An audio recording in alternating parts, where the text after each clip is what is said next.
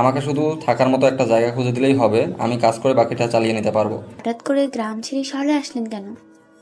শহরে কোনো মানুষ বসবাস করে না, সবাই স্বার্থপর। আমার কথা না হয় পরে শুনবেন, কিন্তু আমি আপনাকে কিছু প্রশ্ন জিজ্ঞেস করতে চাই, উত্তর দিবেন? আমার মতো পতিত মহিলাকে আবার কিসের প্রশ্ন? আচ্ছা, করেন। আপনি তো দেখতে অনেক সুন্দর একটা মেয়ে, আপনি চাইলে অন্য কোনো কাজ করে খেতে পারতেন, এই লাইনে কিসের জন্য আপনি? তার নিজের ইচ্ছা বা শখের বসে এই লাইনে আসে না। আর পিছনে করুণ একটা কাহিনী থাকে। সেই কাহিনীটা বলা যাবে কি? বৃষ্টি তো হচ্ছে, মনে হচ্ছে না বৃষ্টি এখন শেষ হবে। সেটা তো আমিও দেখতে পারছি। বৃষ্টি আজ মনে হয় মেঘ মামার সাথে ঝগড়া করেছে, তাই তার কান্না জমিতে ছিটিয়ে দিচ্ছে।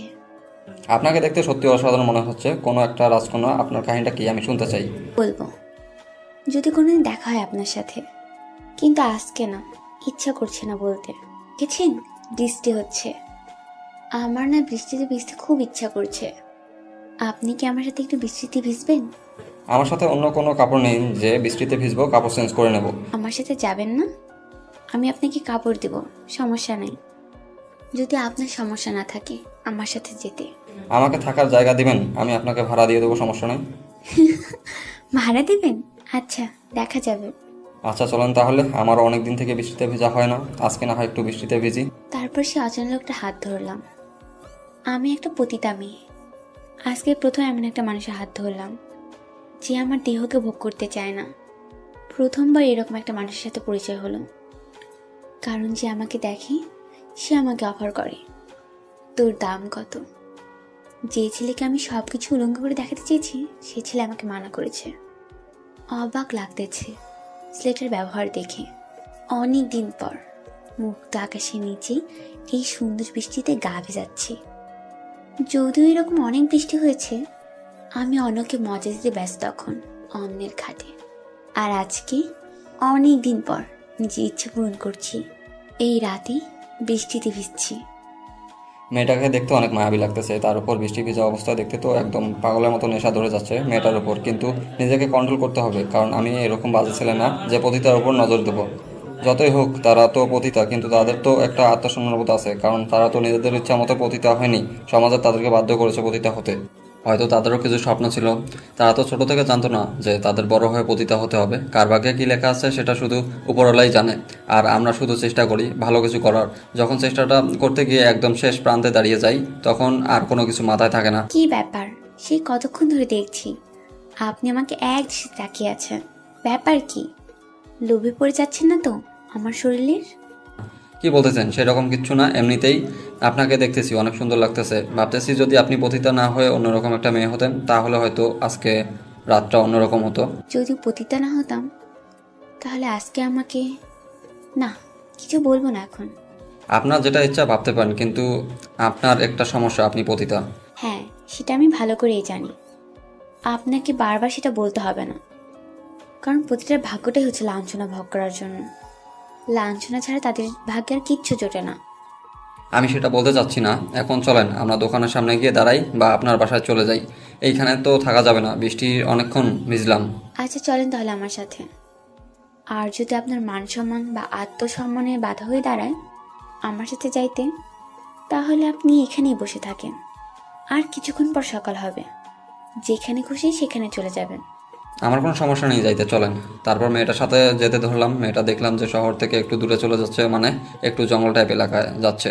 বুঝলাম না মেয়েটা জঙ্গলে থাকে, তাহলে আমি ভয়ে ভয়ে মেয়েটার পিছনে যেতে ধরলাম। মেয়েটা আমার সামনে ধান্দাবাজি করতেছে না তো, যে শহর ছিলেন, আমি শহরের কিছু চিনি না, গ্রামের ছেলে, আমার সাথে ধান্দাবাজি শুরু করে দিল না তো? যা হওয়ার তাই হবে, এত দূর যখন এসেই পড়েছি তার সাথে আর কিছু দূর যাই দেখি তার মতলবটা কি। তারপর দেখলাম সামনে একটা কুঁড়ে ঘর দেখা যাচ্ছে। তার মানে এই জঙ্গলের মাঝে একাই কুঁড়ে ঘরে থাকে। ভয়ে ভয়ে মেয়েটার পিছনে পিছনে শেষ পর্যন্ত কুঁড়ে ঘরের সামনে চলে আসলাম। এসে একটা মেয়ের কথা শোনা যাচ্ছে, ফোনে কথা বলতেছে মনে হয়, কার সাথে এত জোরে জোরে? এইখানে আমি থাকি, এটাই আমার রাজ্য। এখানে কারো কথা শুনতে হয় না আমাকে। আমার ইচ্ছে মতো আমি এখানে থাকি, আর আমার সাথে একটা ডাইনি থাকে। আপনার সাথে ডাইনি থাকে মানে? বুঝলাম না সঠিক। ভয় পাবেন না, মানুষই থাকে, কিন্তু আমি তাকে ডাইনি নামে সবসময় ডাকি, কারণ তার সাথে আমার সবসময় ঝগড়াঝাটি লেগে থাকে। ও আচ্ছা, চলেন তাহলে ভিতরে গিয়ে তার সাথে পরিচিত হওয়া যাক। তারপর আমি ছেলেটাকে নিয়ে আমার সেই কুড়ি ঘরে প্রবেশ করলাম। ঘরে প্রবেশ করে দেখি ডাইনির গায়ে কিচ্ছু নেই। তাই আমি ছেলেটার চোখ তাড়াতাড়ি হাত দিয়ে ঢেকে ধরলাম, যাতে তাকে দেখতে না পায়। কিরে, তুই এটা কাকে নিয়ে এসেছিস? স্যার, আমাকে ডাকবি না? দেখতে পারছিস না আমার কি অবস্থা? সেটা তো দেখতেই পাচ্ছি। এখন তাড়াতাড়ি কিছু পরে নে। এসব কি পরে আছিস? কেন, তুই জানিস না আমি কি করে থাকি? রাতে তুই একটা ছেলেকে নিয়ে এসেছিস কেন আমাদের এখানে? তোর সাথে এত কথা বলতে পারবো না। আগে শরীরে কিছু পরে নে, বুঝেছিস? তারপর পরে বাকি কথাগুলো বলা যাবে। তারপর মিমি একটা জামা পরে নিল, আর আমি লোকটাকে ছেড়ে দিলাম। লোকটা একটু লজ্জা পেয়ে বাইরে গিয়ে দাঁড়িয়ে পড়লো। আমি তাকে কিছু বললাম না। সে বাইরে থাকুক, মিমির সাথে আগে কথা বলার দরকার নেই। কুত্তি কোথাকার, তুই জানিস না আমরা এখানে দুটো মেয়ে থাকি আর মা পতিতা? একটা ছেলেকে নিয়ে এসেছিস, ব্যবসা করবি বাহিরে করবি, আমাদের ঘরে দেখানো কি আছে? ছেলেটা গ্রাম থেকে এসেছে, শহরে কিছু চেনে না, বিপদে পড়েছে, তাই আমার সাথে এসেছে। তার জন্য তুমি তাকে আমাদের বাসায় নিয়ে আসবি? সমস্যা কি? রাতে আমার সাথে থাকবে, আমার রুমে, আর তুই তোর রুমে যা ইচ্ছা তাই করতে পারিস। দেখে একটা কুত্তার বাচ্চা আমার সাথে কথা বলতেছে না, রাগ উঠে গেছে। এখন তোর সাথে কথা বলে আর রাগ বাড়াতে চাচ্ছি না। তোর যা ইচ্ছা তুই তাই কর, আমাকে আমার মতন থাকতে দে। তোদের নিয়ে আর পারি না। আমার ঝগড়া হয়েছে, তোদের মধ্যে আবার কি নিয়ে ঝগড়া শুরু হলো? সেটা পরে শুনতে পারবি। এখন তুই তোর মেহমানকে খাতিরদারি কর, দেখ ঘরে কি আছে। আচ্ছা, তোর সাথে পরে কথা হচ্ছে। মনে হচ্ছে আবার বৃষ্টি নামবে। এমনিতেই ভিজে কাক হয়ে গেছি, চেঞ্জ করি। তারপর মিমির রুম থেকে বেরিয়ে লোকটাকে সাথে করে আমার রুমে নিয়ে চলে আসলাম। এসে ওনাকে বসে দিলাম চেয়ারে। ভিতর থেকে তো ঘরটাকে একদম অন্যরকম লাগতেছিল, বাহির থেকে মনে হচ্ছে যে ভাঙাচুরা হবে, ভিতরে তো একদম অন্যরকম মনে হচ্ছে, রাজবাড়ির মতো। থাক, আর হাসানোর মতন কিছু বলবেন না। হাসিগুবি কথা বলবেন না, হাসি পাচ্ছে খুব। আমি থাকবো কোথায়? এইখানে আপনি থাকেন, ওই রুমে আপনার বন্ধু থাকে, তাহলে আমাকে নিয়ে আসলেন যে? কেন, আমার সাথে থাকবে নাকি পিছনে একই সাথে? আপনার মাথা ঠিক আছে? কি আজব কথা বলতেছেন আপনি? আপনার সাথে কেন থাকবো আমি? আমি কিভাবে বলবো? এসেছেন যখন থাকার জন্য, যদি না থাকেন তাহলে চলে যাবেন। প্রয়োজন হলে সেটাই করব, দরকার হলে রাস্তায় গিয়ে থাকবো একটা অপরিচিত মেয়ের সাথে। এইভাবে থাকা উচিত না। যা হয়েছে, আপনি এখন বিছানায় থাকবেন, আমি নিচে থাকবো। আমার সাথে থাকতে হবে না, মজা করলাম। টেনশন আর কিছু নেই। আর সকাল হলে দেখতে পারবেন এখানে কি পরিমাণে মজা হয়। আর আমি যাকে ডাইনি বলি তার বয়ফ্রেন্ডের সাথে ঝগড়া হয়েছে। কালকে সকালে হয়তো তাকে গিয়ে আমাকে আনতে হবে। তারপর নাটকটা দেখতে পারবেন কি রকম মজা হয়। তাই নাকি? তারা কি সবসময় ঝগড়া করে নাকি? অনেক ঝগড়া হয় তাদের মধ্যে, কিন্তু কেউ কাউকে ছেড়ে যায় না। আমি মাঝে মাঝে অবাক হয়ে যাই তাদের ঘটনাগুলো দেখে। আপনি এসব কি করতেছেন আমার সামনে? কেন চেঞ্জ করছি, সমস্যা কোথায়? কি চেঞ্জ করবেন, তাও আবার আমার সামনে? সমস্যা নেই তো আমার। আপনার কি কোনো সমস্যা আছে? থাকলে কিছু করার নেই। তারপর লোকটাকে বিছানায় ঠিক করে দিয়ে আমি মেঝেতে একটা চাদর বিছিয়ে একটা বালিশ আর একটা গায়ে দেওয়ার জন্য কাঁথা নিয়ে নিলাম আমার সঙ্গে করে। লোকটাকে দেখতে খুব চিন্তিত মনে হচ্ছে। এটা স্বাভাবিক বিষয়, একটা অচেনা মানুষের বাসায়, তারপর আমি একটা মেয়ে মানুষ। আর আমি তো একটা খারাপ মেয়ে, তার তো একটু টেনশন থাকবেই।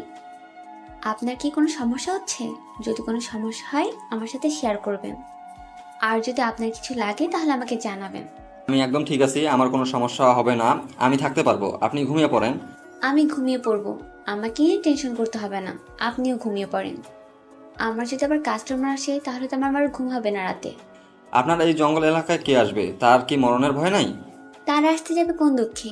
আমার তো টাকার প্রয়োজন, তাই আমাকেই যেতে হবে। তারা তো শুধু ফোন করবে। তাই বলে এত রাত্রে আপনি একজন মেয়ে হয়ে এই জঙ্গলের পথ দিয়ে আবার সেই শহরে যাবেন? এটা অবিশ্বাস্য হচ্ছে না? আমাকে নিয়ে এত আপনাকে ভাবতে হবে না। আপনি আমাকে নিয়ে যত ভাববেন ততই আপনার কাছে আমি খারাপ হয়ে যাব। আর আমি আপনার প্রশ্ন উত্তরগুলো যত দিব ততই আমার জন্য আপনার মনে ঘৃণা তৈরি হবে। তাই প্লিজ আপনি ঘুমিয়ে পড়েন, কালকে সকালে কথা হবে। Good night. আমিও আর মেয়েটাকে কোনো কিছু বললাম না, চুপচাপ শুয়ে পড়লাম। ঘুম ধরবে না জানি, কারণ একটা অচেনা জায়গায় এত সহজে কারোরই ঘুম ধরে না। তার উপর একটা মেয়ের সাথে একটা অন্যরকম মনোভাব থাকবে, তাও ঘুমানোর বিতা চেষ্টা করতেছি। আর বাসার কথা ভাবতেছি, কী ছিলাম আর কি হয়ে আসলাম শহরে, একদম ফকিরের বেশে। ভাগ্যে যেটা ছিল সেটাই হয়েছে আমার সাথে, ভাগ্যকে তো আর পাল্টানো যাবে না। আল্লাহ তাআলার উপর সবসময় ভরসা রাখতে হবে, তিনি যা করবে আমার জীবনের জন্য মঙ্গলের জন্য করবে, কখনো তিনি আমার খারাপ চাইবে না। আমি শুধু তার উপর ভরসা করব, অন্য কারোর উপর না। হঠাৎ করে আজকে আমার কি হয়ে গেল, ঘুম ধরতেছে না। শুধু এই লোকটার কথা ভাবতেছি কেন? আজাইরা, আমার তো এসব চিন্তা ভাবনা করে লাভ নেই, আমার তো পেট বাঁচাতে হবে। কি করব ভেবে পাচ্ছি না। 5-6 দিন থেকে হাতে টাকা নেই, যা ছিল সব কিছু রোগের পিছনে খরচ করেছি। এখন সামনে গুলো চলবো কিভাবে? মিমির কাছে টাকা আছে, কিন্তু চাইবো কিভাবে? তারও তো টাকার অনেক প্রয়োজন। এখন তো ব্যবসা তেমন ভালো না, কি করব ভেবে পাচ্ছি না। যা হয় হবে, এত টেনশন করে কি হবে? এখন ঘুমানোর চেষ্টা করি, কালকে সকালে দেখা যাবে। আর রাত্রে যদি কোনো কাস্টমার আসে তাহলে তার কোনো টেনশন করতে হবে না।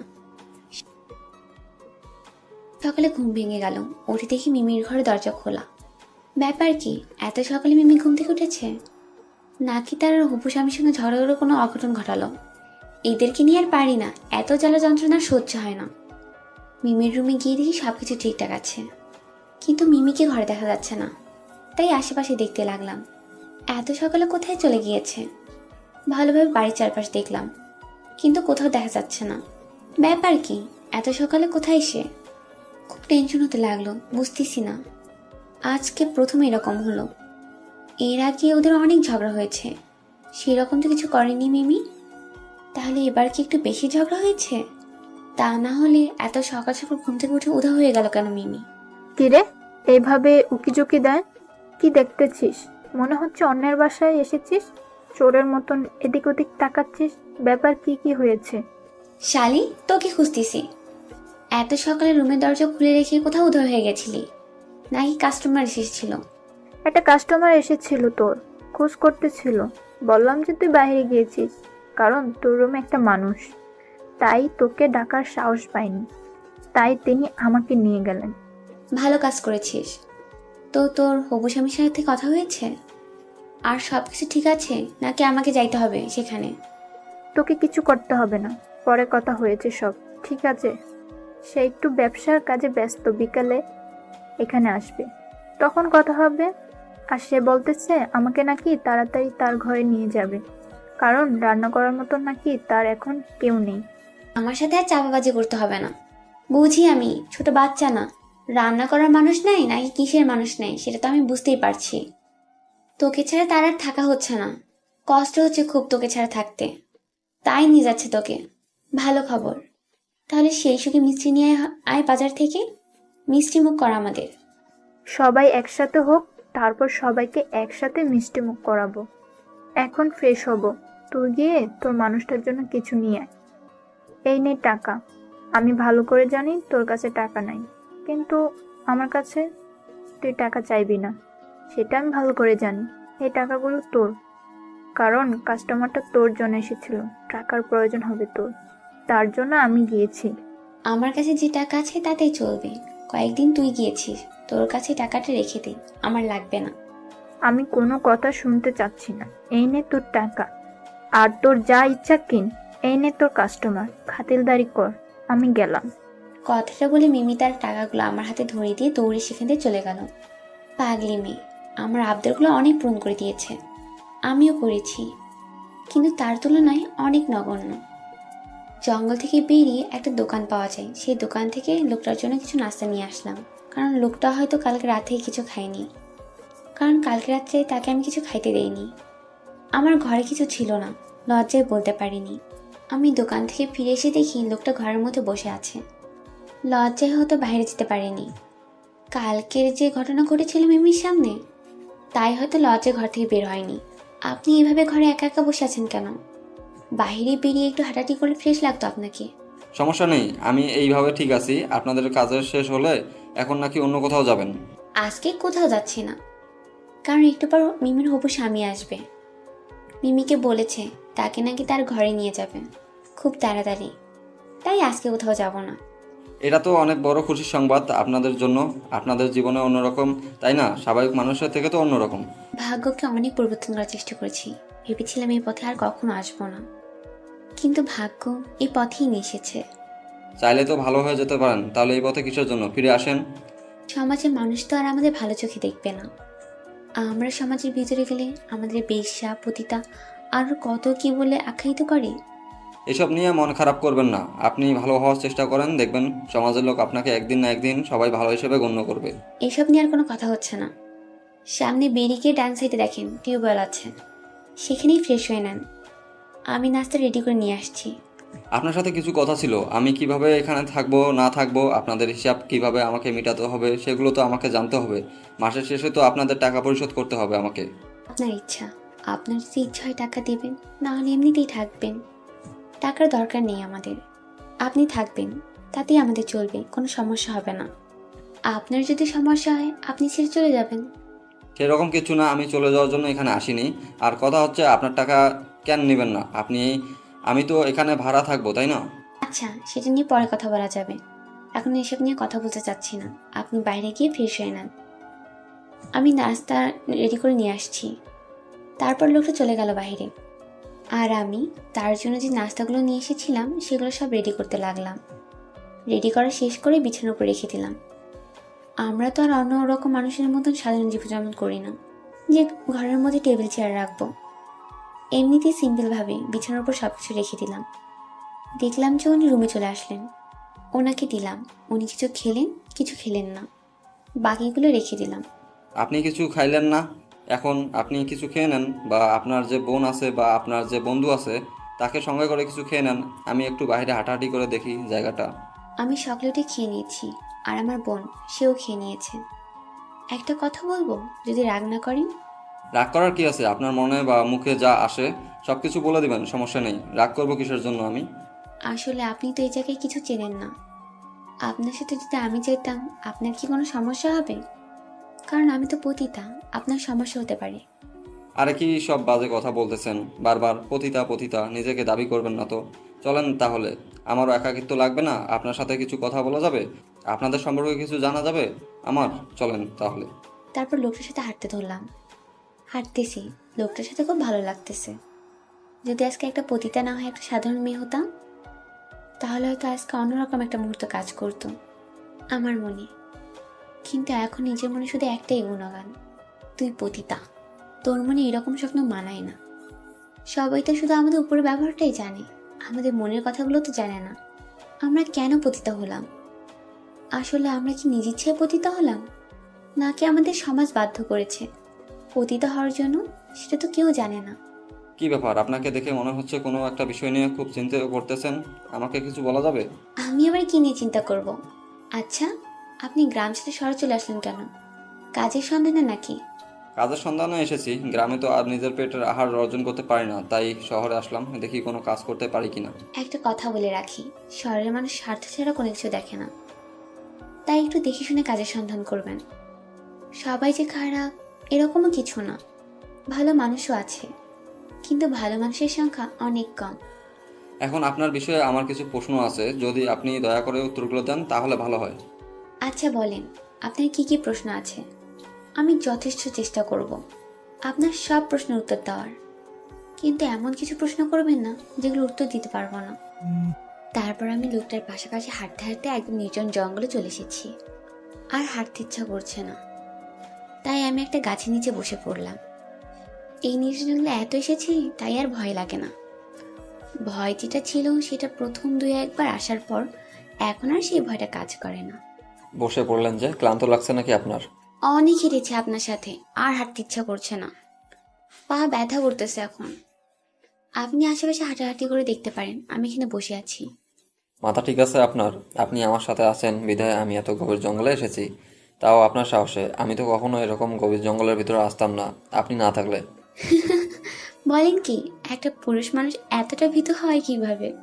সেটা আমি জানি না, কিন্তু আমি কখনো এরকম গভীর জঙ্গলে প্রবেশ করিনি, তাই আমার ভয় করতেছে কখন কোন দিক থেকে হিংস্র প্রাণী এসে আঘাত করে আমার উপর। ভয় পাবেন না, এখানে কোনো হিংস্র প্রাণী থাকে না। জঙ্গলের সব জায়গা ভালো করে জানা আছে আমার, তাই এত ভয় পাওয়ার কিছু নেই। এখানে বসে একটু রেস্ট করে বাসার দিকে চলে যাব। তারপর লোকটা আমার কথা মতো আমার অপর সাইডে বসে পড়লেন, আর আমি লোকটার দিকে তাকিয়ে রইলাম। তারপর লোকটা আমার কথা মতন আমার অপোজিট সাইডে বসে পড়লেন, আর আমি আর লোকটার দিকে তাকিয়ে রইলাম না। কারণ হয়তো যদি আমি একটা স্বাভাবিক মেয়ে হতাম তাহলে তার সাথে একটু ভাব আদান প্রদান করার চেষ্টা করতাম। কারণ লোকটা দেখতে বেশ সুদর্শন, যে কোনো মেয়ে একবার দেখলেই তার প্রতি একটু হলেও মায়া জন্মাবে। কি ব্যাপার, আপনি আমার দিকে এভাবে তাকিয়ে আছেন কিসের জন্য? আমি কি কোনো ভুল করেছি? আমি কি একবার বলেছি আপনি ভুল করেছেন? আপনি এরকম হাবাগোবা হয়ে থাকেন কেন? আমি তো ঠিক আছি, আপনার কাছে যদি আমাকে আবাগোবা লাগে তাহলে তো আমার কিছু করার নেই, আমি এরকমই। এইরকম একটা জঙ্গলের মধ্যে আমি একটা মেয়ে আর আপনি একটা পুরুষ বসে আছেন। আপনার কি ইচ্ছে করে না আমার গায়ের সাথে গা লাগিয়ে বসে থাকতে? হয়তো আপনি পতিতা, তার জন্য কি আপনাকে একা পেয়ে যা ইচ্ছা তাই করব? আপনার কি মূল্যবোধ বলতে কিচ্ছু নেই? আপনার কি কোনো ইচ্ছা নেই?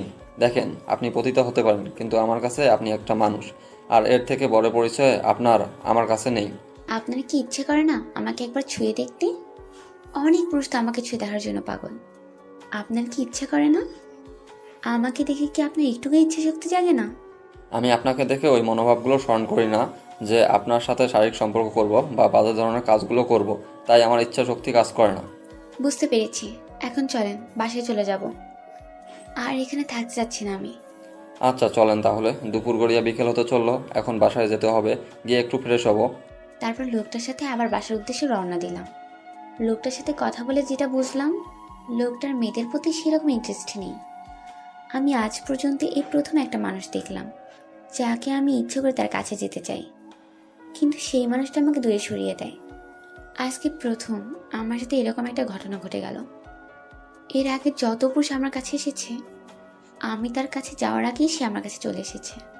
লোকটার সাথে থেকে যেটা বুঝলাম, লোকটা অনেক ভালো মনের মানুষ। তার সাথে আর বাজে ব্যবহার করা মানায় না, কারণ আমি যতবারই তার কাছে বাজে ব্যবহারের আশা করেছি, তিনি ততবারই তার মনকে শক্ত করে আমাকে বুঝিয়েছেন যে একজন মানুষ ইচ্ছে করে সব কিছু থেকে বিরত থাকতে পারে। তারপর মানুষের সাথে গল্প করতে করতে বাসায় ফিরে আসলাম। বাসায় ফিরে এসে দেখি মিমি ঘরে ফোনে কথা বলছে। মিমি যখন কথা বলে একটু জোরে জোরে কথা বলে। লোকটা কিছুক্ষণ দাঁড়িয়ে থেকে ভিতরে চলে আসলো, আর কি নিয়ে জানি টেনশন করছে। তার মুখ দেখেই বোঝা যাচ্ছে একটু টেনশন আছে লোকটা। কি ব্যাপার, আপনাকে এরকম দেখাচ্ছে কেন? আপনার শরীর ঠিক আছে তো? আসলে আমি এখন গোসল করব, কিন্তু গোসলের পর করবো কি সেটা তো আমি সাথে করে নিয়ে আসিনি। এটা কোনো চিন্তার বিষয় হলো? আমার রুমে অনেক পুরুষের জামা কাপড় আছে, আমার সাথে আসেন, আমি দিচ্ছি। আপনার যেটা পছন্দ হয় আপনি নিয়ে নেন।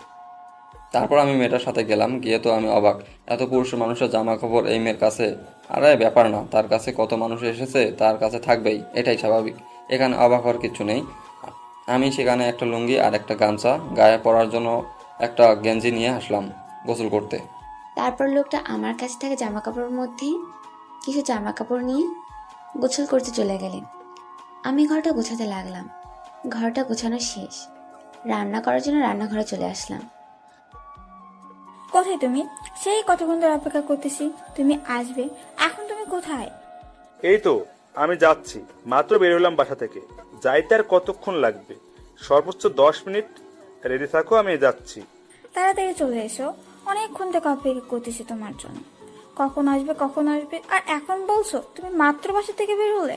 কি আর করব বল, বাসায় এত কাজ আছে, কাজগুলো শেষ করলাম। তারপর কিছু কাস্টমার এসেছিল, তাদেরকে বিদায় করলাম। তোমার ব্যবসা আর কতদিন চলবে? দাঁড়াও, আমি তো যাচ্ছি, তারপর দেখো তোমার ব্যবসা আমি ছুটাচ্ছি। মেয়েগুলো যদি হাতছাড়া হয়ে যায় তখন দেখবে আমাকে আর কেউ খোঁজ করবে না, তাই মেয়েগুলোকে হাতে ধরে রেখেছি, বুঝছো? আচ্ছা অনেক হয়েছে, আর কিচ্ছু শুনতে চাই না। তুমি তাড়াতাড়ি এসো, আমি আছি, কোথাও যাব না। তাহলে তাড়াতাড়ি চলে এসো। কেন, তোমার কি কোনো কাস্টমার আছে নাকি? থাকলে যাও, আমি কেনা হবে তা করব তোমার জন্য। আমার এই দেহটার কাস্টমার তো অনেক আছে, তাই না?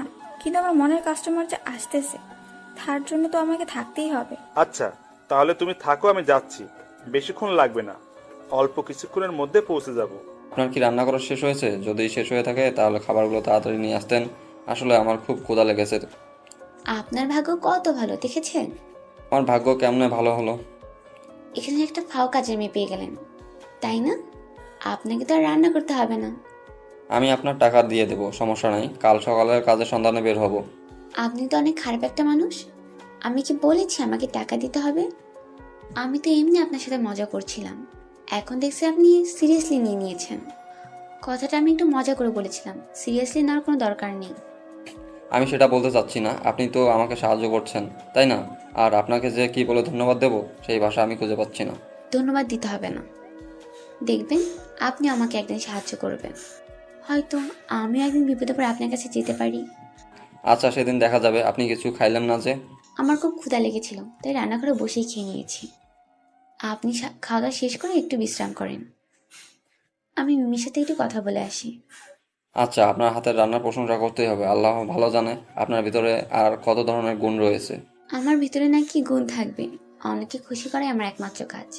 সবসময় এই বাজে জিনিসটাকে টেনে আনেন কিসের জন্য? আচ্ছা, আমার ভুলে গেছে, আর কখনো বলবো না আপনার সামনে এগুলো কথা। এখন আপনি বিশ্রাম করেন, আমি তাহলে মিমির সাথে গল্প করে আসি। কথাটা যেন মাথায় থাকে, বুঝছেন? আমার সামনে যদি আর কখনো এসব কথা শুনছি তাহলে ভালো হবে না। আচ্ছা, আপনার সঙ্গে আমি এই কথাগুলো তুলতেছি না, এখন আপনি বিশ্রাম করেন। অযথা আমার সঙ্গে কথা বলে আপনার ক্লান্ত শরীরটা আরও ক্লান্ত করার দরকার নেই। তারপর আমি সেখানে আর কোনো কথা না বলি মেয়েটার ঘরের উদ্দেশ্যে চলে আসলাম।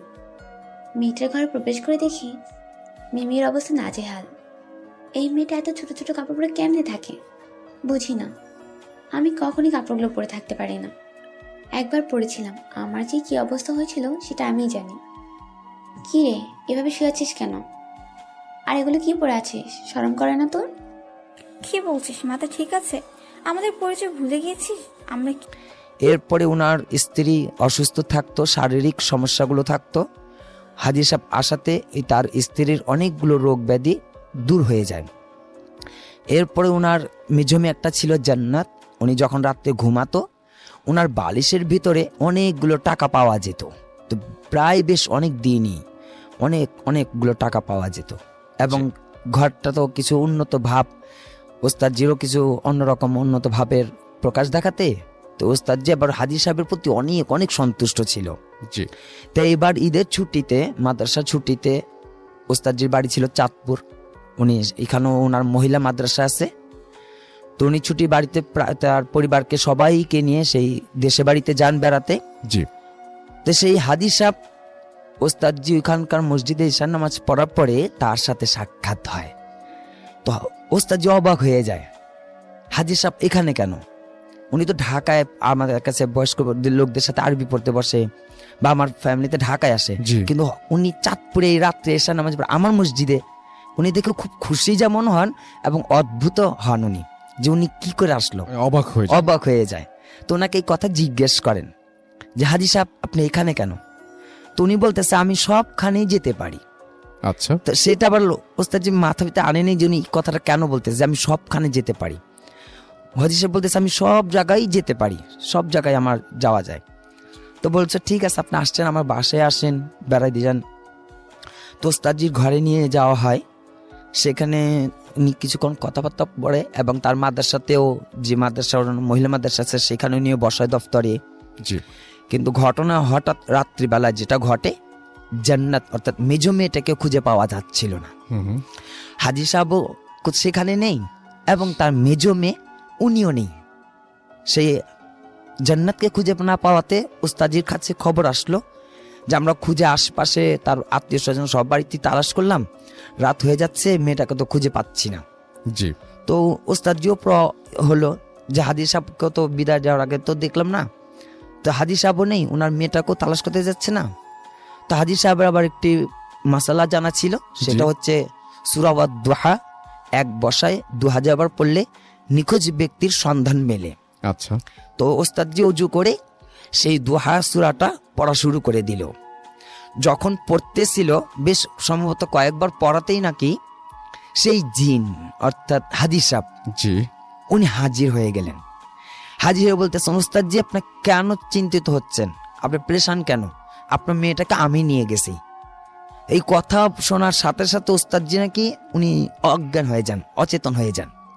তখন তার ফ্যামিলি সবাই আসে, আসার পরে পানি দেয় এবং যখন সে চোখটা খুলে জ্ঞানটা ফিরে আসে তখন এই ওস্তাদজি বলে সবাইকে, এই তোমরা এখন কেউ এটা আমার মেয়েকে নিয়ে ভাবনা না, কেউ আমার মেয়েকে খোঁজো না, আমি বুঝতে পারছি কি হয়েছে, তোমরা তোমাদের কাছে থাকো, আমি পরে দেখবো। ওস্তাদজি এই শুধু এই কতটুকু বলার পরে রাত্রিতে সে অজু করে মানে 2 রাকাত নামাজ পড়ে আল্লাহ সাহায্য নেন। সেখানেও সেই হাজি সাহেব হাজি এসে বলতেছে যে ওস্তাদজি আপনি কেন চিন্তা করতেছেন, আমি আপনার মেয়েকে আমি সাথে করে নিয়ে গেছি, আমি জিন এবং আমি আপনার কাছে লেখাপড়া, আমি কোরআন শিখতাম, আমি আপনার কাছে আসছি, ওকে আমার খুব পছন্দ, আমি আপনার শহরে যেগুলো হতো সব আমি করে দিতাম। তো বলতেছে আপনি এখন ঢাকায় ফিরে যান, ওই ঢাকা ফিরে গেলে আমি সেইখানে আপনার মেয়েকে ফিরিয়ে দেব। তো ওস্তাদজি বলতেছে এটা কেমন, তুমি অনেক বয়স্ক। তখন জিজ্ঞেস করলো তুমি কার সাথে কিভাবে থাকলা, কি কোথায় আসো? তখন সেই উনি বলতেছে যে আমার নাম রফিকুল্লাহ। সেই জিনটা বলতেছে যে আপনার আমার নাম, সামনে এগুলো? হ্যাঁ হ্যাঁ, বলতেছে যে রফিকুল্লাহ এবং আমার মাও আমার সাথে থাকে এবং 900 বছর বয়স। উনি অনেক বড় আলেম, অনেক ভাষা জানে। এরপরে উনি বলতেছে আপনি যদি ঢাকা ফিরে যান সেখানে আপনি আপনার মেয়েটাকে ফিরিয়ে দেব। হুম। তো ওস্তাদজি দিনের বেলাতে কাউকে ওনার পরিবারকে বলেন তোমরা আইসো, আমি এখন ঢাকায় চলে যাই। উনি ঢাকায় আসেন, আসার পর ওনার মাদ্রাসাতে খুলে যখন আসেন হুম। তখন রাত্রিবেলা তার মেয়েকে ছাদের উপরে দিয়ে যাওয়া হয়। তো কিন্তু তার ওস্তাদজির কাছে একটা অনুরোধ সেটা থাকে যে এই মেয়েটাকে বিবাহ দেওয়া যাবে না, আচ্ছা। যে আপনি মেয়েটাকে বিবাহ দিতে পারবেন না কোথাও, এবং আমাকে এর কাছ থেকে আলাদাও করতে পারবেন না। আমি ওর সাথে সব সময় থাকবো, একে ছাড়বো না কোনো দিনও। তো ওস্তাদজি আমাকে ডাকাইছিল, যে ওস্তাদজি ডাকাইছে, আমি ওনার কাছে কিতাবও পড়ছি, উনি আমার শিক্ষক। সেই ওস্তাদজি আমাকে নিয়ে বসাইলো, বললো যে দেখ বাবা এরকম এরকম সমস্যা পড়ে গেছি, তুমি একটু কথা বলো এবং দেখো কি করা যায়। তো আমরা তার সাথে কথা বলি। তো উনি একটি কথাই আর কি আমাদের কাছে অনুরোধ রাখে যে আমি জান্নাতকে কোনোদিন হারাবো না, আমি জান্নাতকে কোনোদিন ছাড়বো না, আমি জান্নাতের সাথেই থাকবো এবং ওকে বিবাহ দেওয়া যাবে না। আমি ওর কোনো ক্ষতি করব না, ও যেভাবে আছে সেভাবে ঠিক থাকবে, কিন্তু ওকে কোনোদিন বিবাহ দেওয়া যাবে না। তা আমি পরবর্তীতে বলছি ঠিক আছে এখন আপনি চলতে থাকেন, যেহেতু আপনি একটি বয়স্ক জিন, খুব বৃদ্ধ, আর ও তো এখনো অল্প বয়সের একটা মেয়ে। বলছে কোনো সমস্যা নেই, আমি ওর কোনো ক্ষতি করতে যাব না। ভাইয়া ঘটনাটা এটাই ছিল আমার। Thank you so much, thank you আপনার ঘটনার জন্য। আপনাকে অনেক ধন্যবাদ। আমরা চলে যাব একটু ফুর্তি, রেডিও ফুর্তির পেজটাতে, এবং সেইখানে আমরা দেখতে পাচ্ছি যে অনেকেই আমাদেরকে লিখছেন। আমি একটু আগে যে আমাদের ভূত এফএমের পেজটা রয়েছে সেখান থেকে পড়ছিলাম, এবং এই মুহূর্তে দেখতে পাচ্ছি আমাদের এইখানে অনেকে আছেন। রেজওয়ান রৌয়া আমাদের সঙ্গে আছেন, রাজশাহী থেকে শুনছেন তিনি। আমাদের সঙ্গে আরও অনেকেই এই পেজটাতে কিন্তু আছেন, যেমন আরাফ বিন মাসুদ, তিনি আছেন আমাদের সঙ্গে। সাজ্জাদ কবির জিম আছেন, তানভীর, এবং তিনি বলেছেন আপনি কি ভূত দেখেছেন? আমরা তো জানি ভূত বলে কিছু নেই, ভূত বলে কিছু নেই, সেই প্রশ্নের উত্তর আমি দিব না। তবে ভয় বলে কিছু আছে, এটা তো বিশ্বাস করেন, মানে নাকি ভয়ও আপনার লাগে না? তাহলে অবশ্য কিছু বলার নেই। আমি ভূত আছে কি নেই সেই তর্কে যাব না।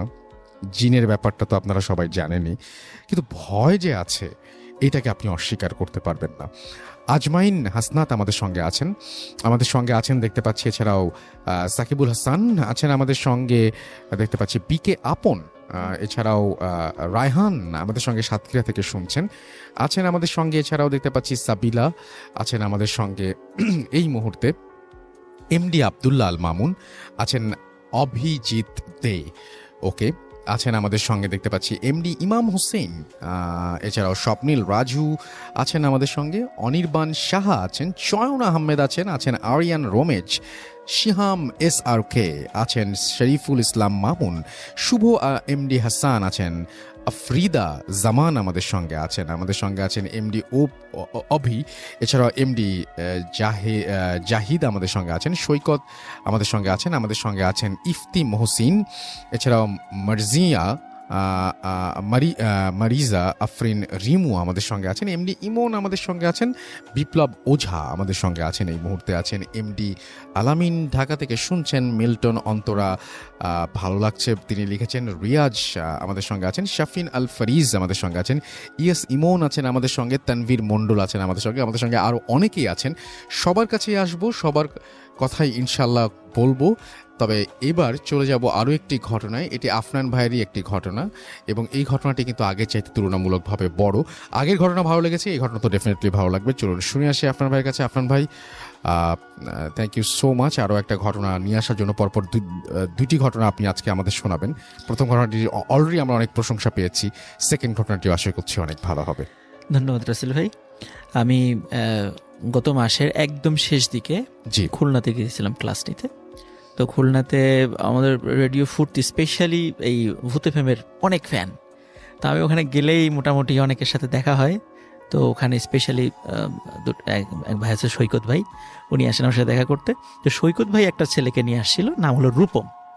তো এই রূপমের কাছ থেকে রাসেল ভাই ঘটনাটি কালেক্ট করেছি। ওকে, তো ওই আমাকে এই ঘটনাটি বলেছে। ঘটনাটি শুনে আমার কাছে খুব অদ্ভুত লেগেছে। আমি রাসেল ভাই আমি শিওর না যে আমি এই ঘটনার কাছাকাছি কোনো ঘটনা এর আগে আমি বলেছি কি না, আমার ঠিক মনে পড়ছে না। তবে রূপম বেশ ইনশিওর করেছে, মানে ঘটনার একদম মানে প্লেস থেকে শুরু করে এভরিথিং, জি সবকিছু। আমি এখন রাসেল ভাই সরাসরি ঘটনাতে চলে যাচ্ছি। প্লিজ। ঘটনাটির সময়টা রাসেল ভাই 1996 কি 98 এই সময়ের দিকে।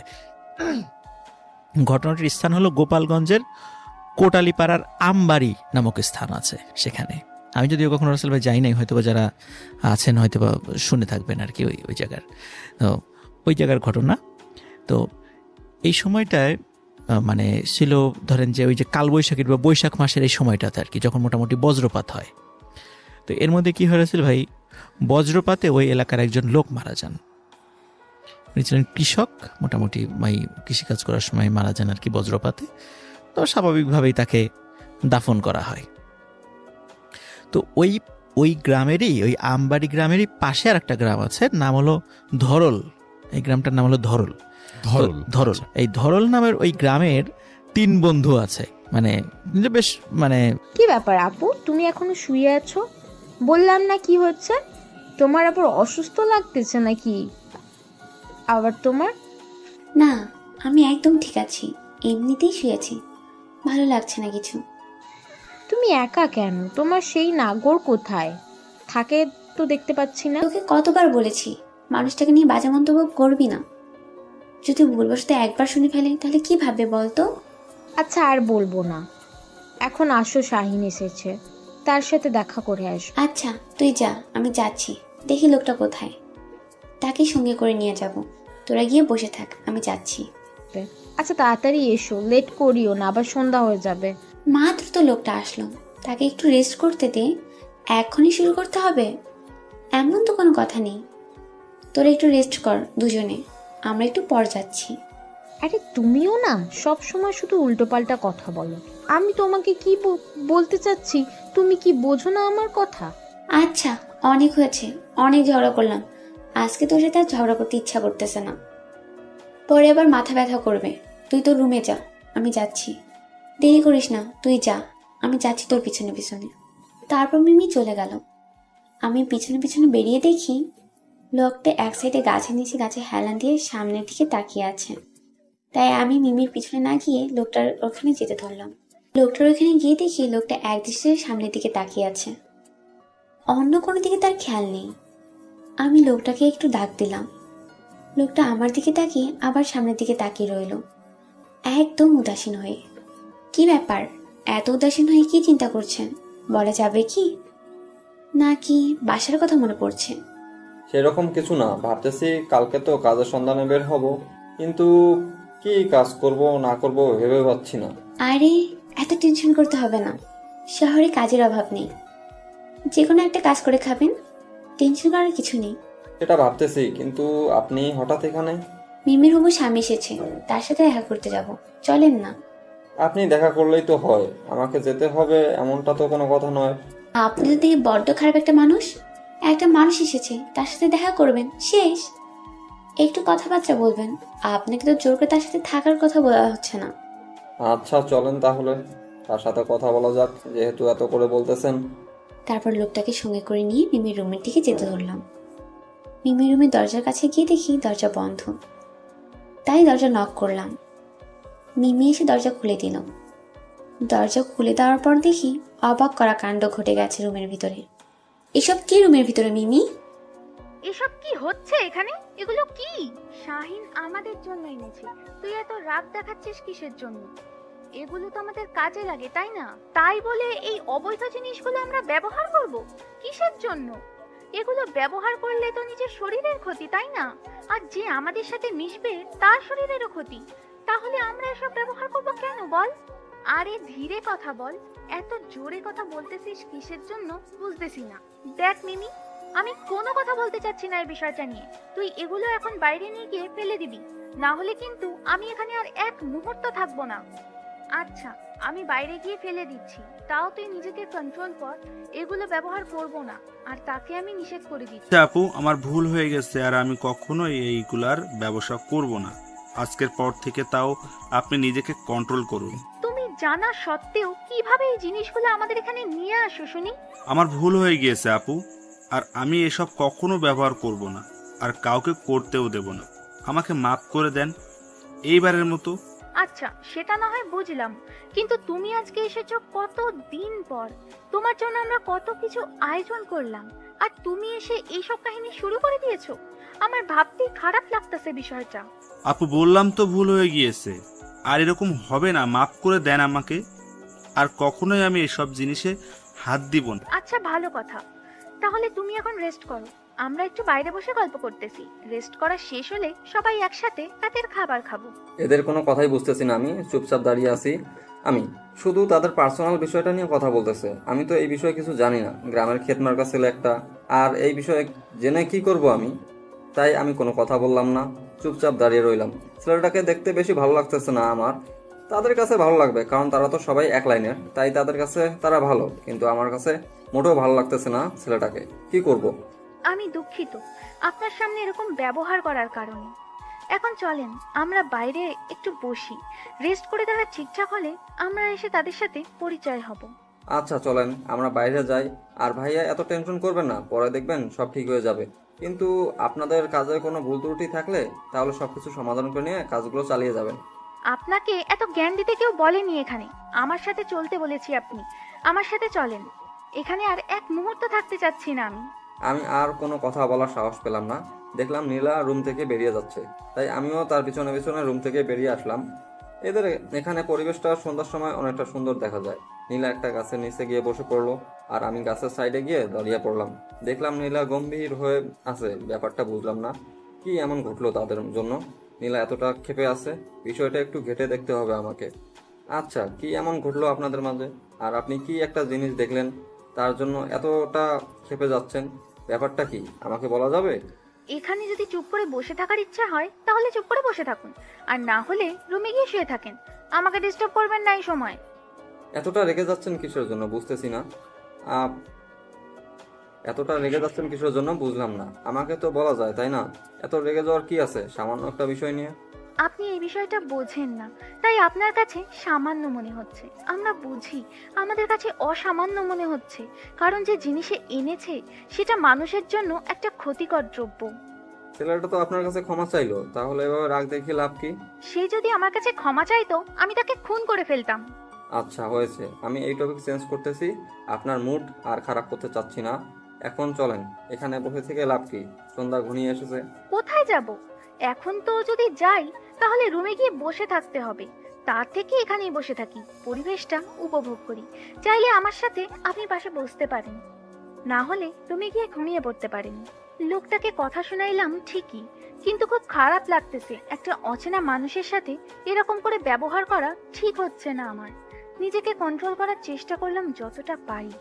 আচ্ছা, শাহিন এটা না করলেও পারতো, কারণ আমাদের সমস্যা এটাতে সে জানে। তাহলে সে কেন এই ব্যবসাতে এই জিনিসটা ঢুকাতে যাচ্ছে? আমরা তো এমনিতেই ভালো আছি।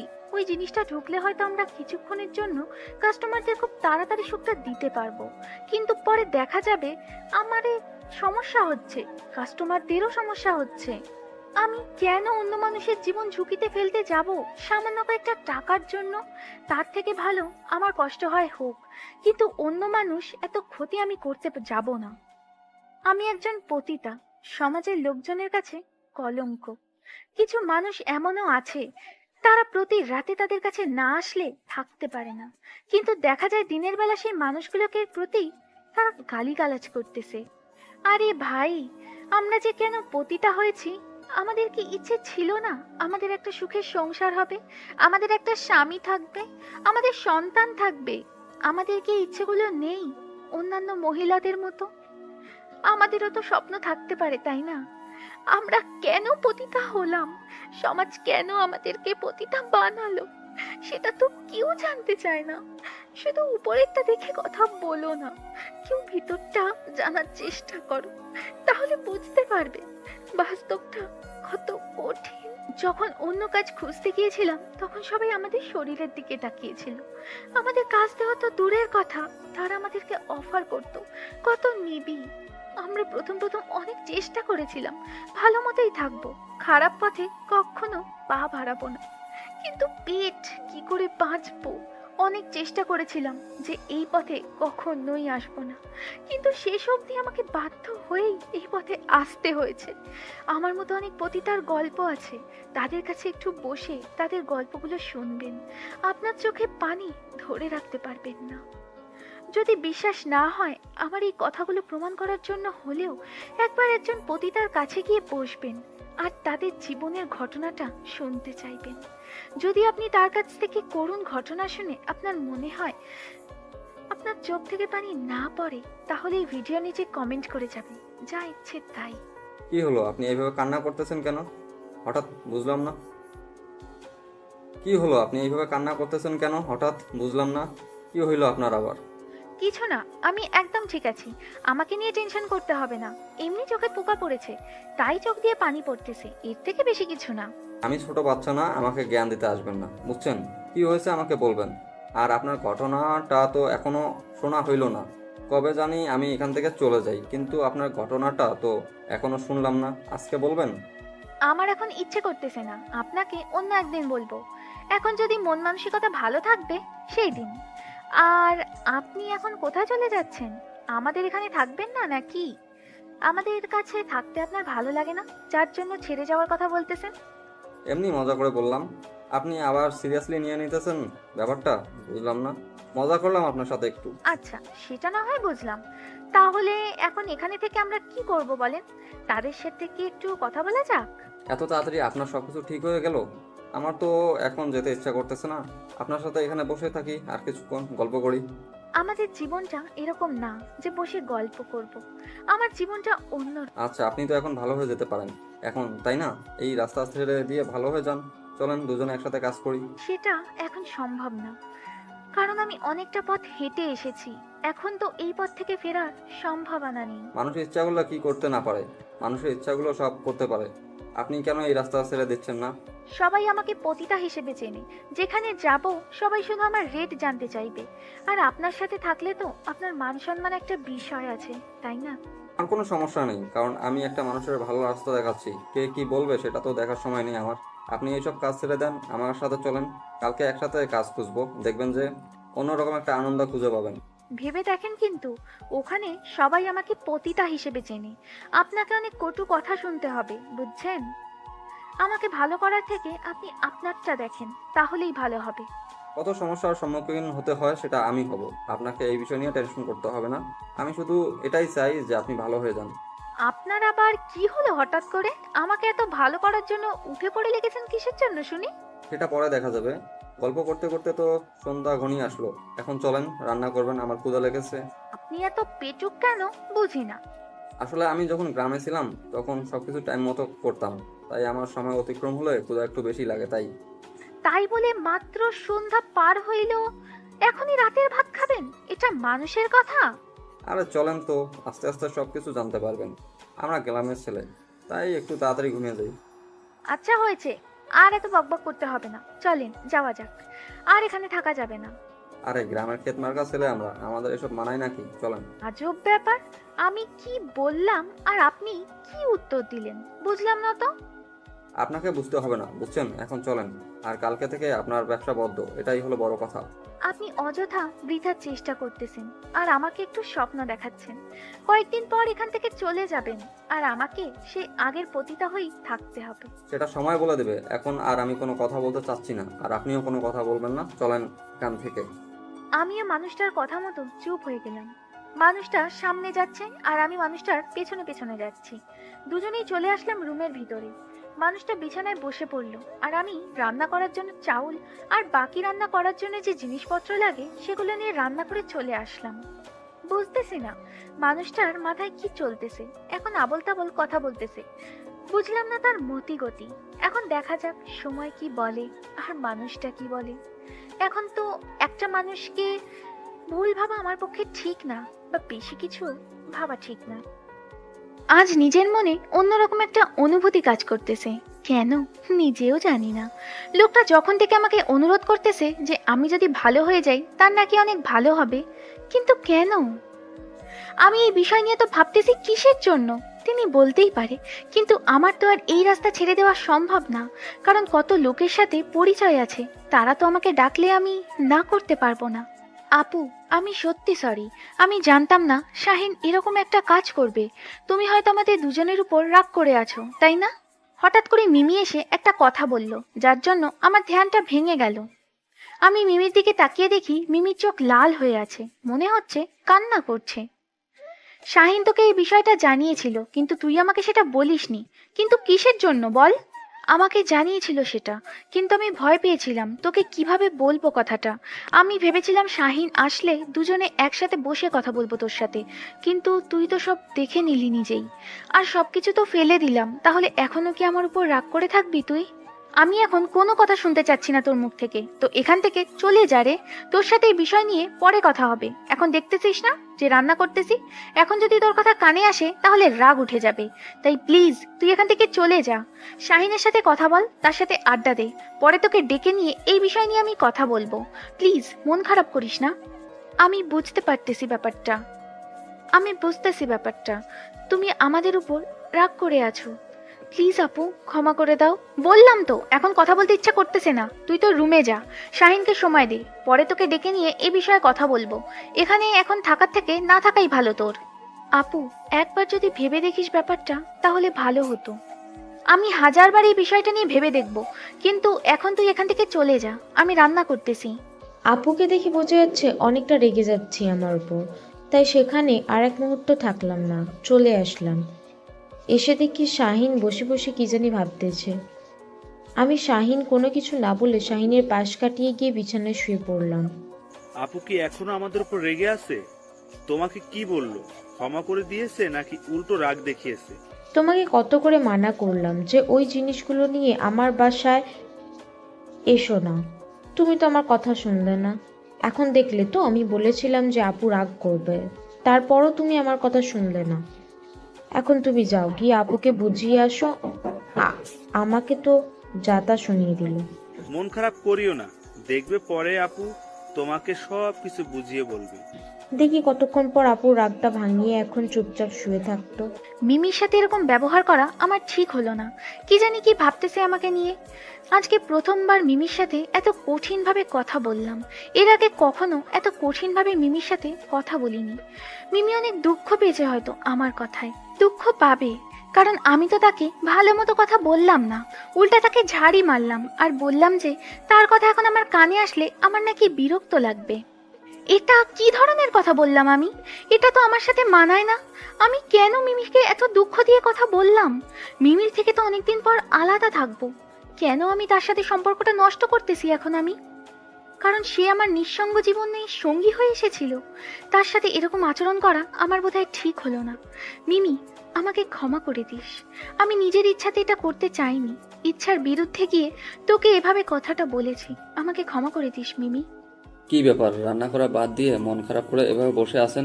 ভাত যে এপাশে নষ্ট হয়ে যাচ্ছে, গন্ধ বেরোচ্ছে ভাত থেকে, পুড়ে যাচ্ছে, ব্যাপার কি? কি নিয়ে এত টেনশন করতেছেন? কখন যে ভাত পোড়া লেগে গেছে আমি বুঝতেই পারিনি। মিমির কথা টেনশন করতে করতে এদিকের খেয়াল হারিয়েই ফেলেছি।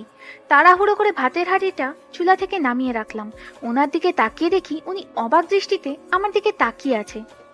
কি ব্যাপার, আপনি এভাবে আমার দিকে তাকিয়ে আছেন? কি ব্যাপার কি?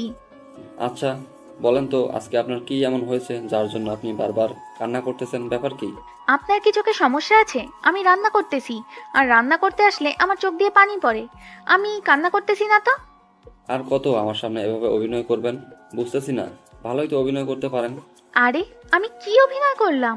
আপনিও এখানে বসে থাকেন, চুলার ধোঁয়া এসে আপনার চোখেও লাগবে, আর আপনার চোখ থেকেও পানি পড়বে। বিশ্বাস না হলে এখানে বসে থাকেন। আচ্ছা হয়েছে, আর ঝগড়া করতে চাচ্ছি না আপনার সাথে। তাহলে রান্নাটা কত দূর? এই তো ভাত রান্না করা শেষ, এখন তরকারিটা রান্না করব। আপনি এত পেটুক মানুষ, আপনাকে তো দেখে বোঝা যায় না। এখানে আবার আমি পেটুক হলাম কিভাবে? অনেক হয়েছে আপনার বকবকানি, এখন এখান থেকে চলে যান, আমাকে রান্না করতে দেন। কত ক্ষুধা লেগেছে লাগুক। আজকে আমার কষ্টটা আপনি বুঝলেন না, তাই একটু তাড়াতাড়ি রান্না করেন না প্লিজ। যদি আপনি আমার সাথে এত বকবক করেন তাহলে আমি রান্না করব কিভাবে? আর রান্নায় মনোযোগ দিতে না পারলে রান্নাটা তাড়াতাড়ি হবে কি করে? রান্না করতে আমার মনোযোগ দিতে হয়, আজকে প্রথম শুনলাম। রান্না করতে মনোযোগ দিতে হয় না, এটা আজকে আমি আপনার মুখ থেকে প্রথম শুনলাম। রান্নায় যদি মনোযোগ না দিই তাহলে রান্নাটা সুস্বাদু কি করে হবে? আপনার সাথে আমি কথা বলতে পারবো না, তাই আমি এখান থেকে চলে যাচ্ছি। আপনি আপনার মন দিয়ে রান্নাটা শেষ করুন আর সুস্বাদু করে তুলুন। আপনি যদি পুরুষ না হয়ে মহিলা হতেন তাহলে আরো ভালো হতো, কারণ আপনি যে এত পরিমাণ ঝগড়া করতে পারেন আপনাকে প্রথমে দেখে বুঝতেই পারিনি, কিন্তু এখন হাড়ে হাড়ে বুঝতে পারতেছি। এটা কি বললেন আপনি? আপনার কাছ থেকে এটা কখনো আশা করিনি আমি। আপনি আমাকে মেয়ে হতে বলতেছেন? আপনাকে কিচ্ছু আশা করতে হবে না, বুঝছেন? এখন আপনি এখানে চুপচাপ মেরে বসে থাকেন, না হলে ঘরে গিয়ে শুয়ে থাকেন। আমাকে রান্না করতে দেন। এত বকবক করলে রান্নার কাজ করবো কিভাবে আমি? আচ্ছা, তাহলে আমি এখান থেকে চলে যাচ্ছি। আপনি রান্নার কাজটা শেষ করুন তাড়াতাড়ি। কথাটা বলে আমি সেখান থেকে চলে আসলাম। এখানে আর কি করব, অনেক জ্বালাইলাম, আর এখন জ্বালানো ঠিক হবে না, তাহলে অতিরিক্ত হয়ে যাবে। রান্নাঘর থেকে বের হয়ে একটু দূরে একটা গাছের নিচে বসে পড়লাম। আজকে চাঁদটা অনেক উজ্জ্বল দেখাচ্ছে, মনে হচ্ছে আজকে চাঁদটা পরিপূর্ণ হয়ে ফুটে উঠেছে। গাছের নিচে বসে চাঁদের দিকে তাকিয়ে আসি, অন্যরকম একটা অনুভূতি নিয়ে আসতেছে মনের ভিতর। আজকে বাসার কথা খুব মনে পড়তেছে। যদি তারা আমাকে ভুল না বুঝতো তাহলে হয়তো এই পরিস্থিতির শিকার হতে হতো না আমাকে। আজকে আমার এসব কিছুই থাকতো না, যেটা ভাগ্যে ছিল সেটাই হয়েছে। এত কিছু ভেবে লাভ কি? এক দৃষ্টিতে চাঁদের দিকে তাকিয়েই রইলাম। আজকে চাঁদের সাথে কথা বলবো।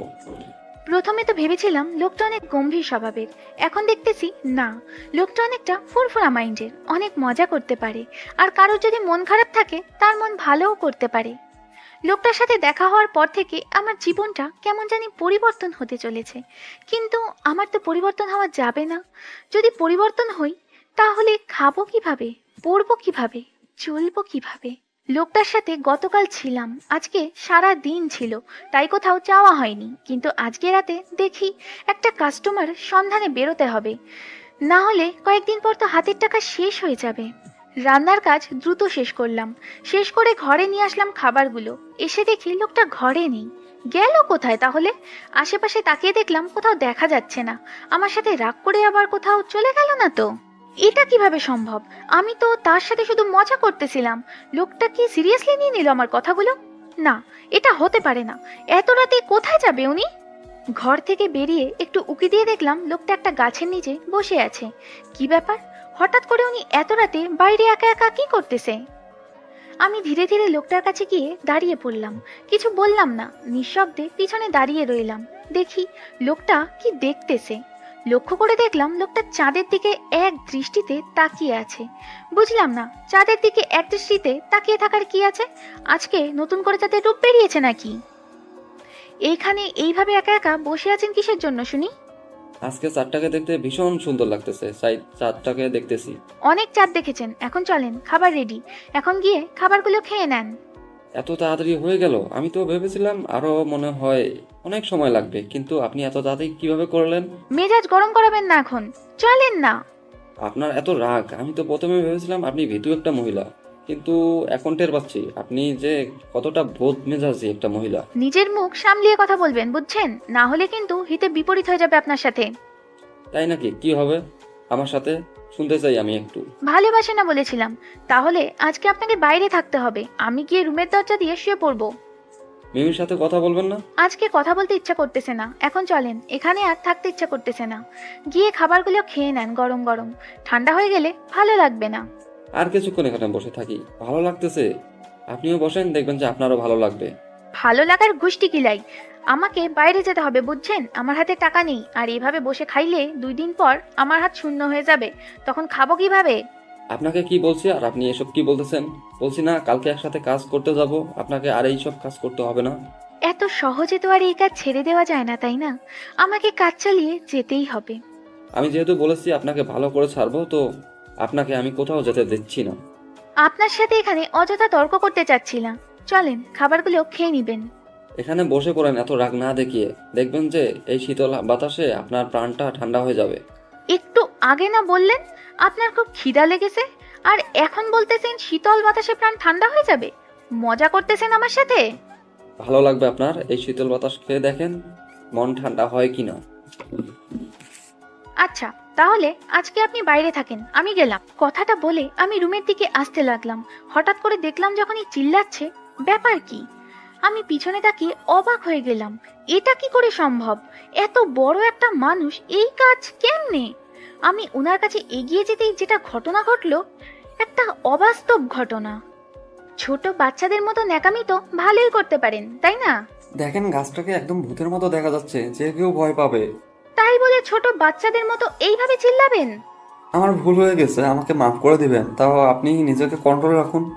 নিজের মাথায় কি কমন সেন্স বলতে কিছুই নেই? যেভাবে চিল্লাই উঠছেন, আমি ভেবেছিলাম কি না কি হয়ে গেল আপনার সাথে। আমার কলিজায় যে কি একটা আঘাত লেগেছিল সেটা আমি বুঝতে পেরেছি। আচ্ছা চলেন, খাবারগুলো তো ঠান্ডা হয়ে যাচ্ছে, এখন এখানে থেকে কি করব? আমি যখনই কোনো প্রসঙ্গ নিয়ে কথা বলি, আপনি উল্টো প্রসঙ্গ এনে সেখানে ঢুকিয়ে দেন। ব্যাপার কি? আচ্ছা, আর কখনো এরকম করবো না। এখন চলেন, গিয়ে খাবারগুলো খাওয়া যাক। দেখেন, আমার উপর মন খারাপ করে কোনো লাভ হবে না, বুঝছেন?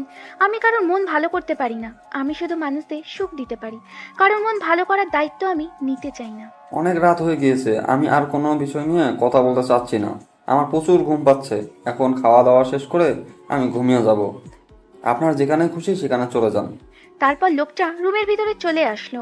আমি লোকটার পিছনে পিছনে চলে আসলাম, কিন্তু কোনো কথা বললাম না লোকটার সাথে। আমি রুমে এসে দেখি লোকটা নিজে থেকে খাবার নিয়ে নিচ্ছে আর খাচ্ছে। আমিও কোনো কিছু না বলে খাবারগুলো নিয়ে খেতে লাগলাম। দেখলাম যে লোকটা খাওয়া দাওয়া শেষ করে শুয়ে পড়লো।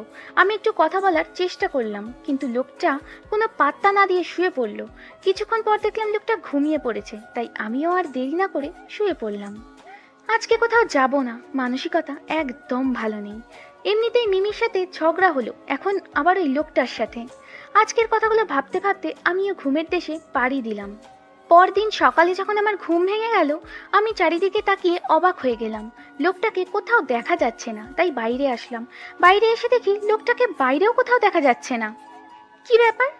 আমি আবার রুমে আসলাম। রুমে এসে দেখি লোকটার যত জামা কাপড় ছিল সব কিছু উধাও। তার মানে লোকটা আমাদেরকে না জানিয়ে চলে গেল এখান থেকে। বিছানার উপর দেখলাম একটা কাগজ দেখা যাচ্ছে। কাগজটা হাতে নিয়ে দেখলাম উনি কিছু একটা লিখে রেখেছে।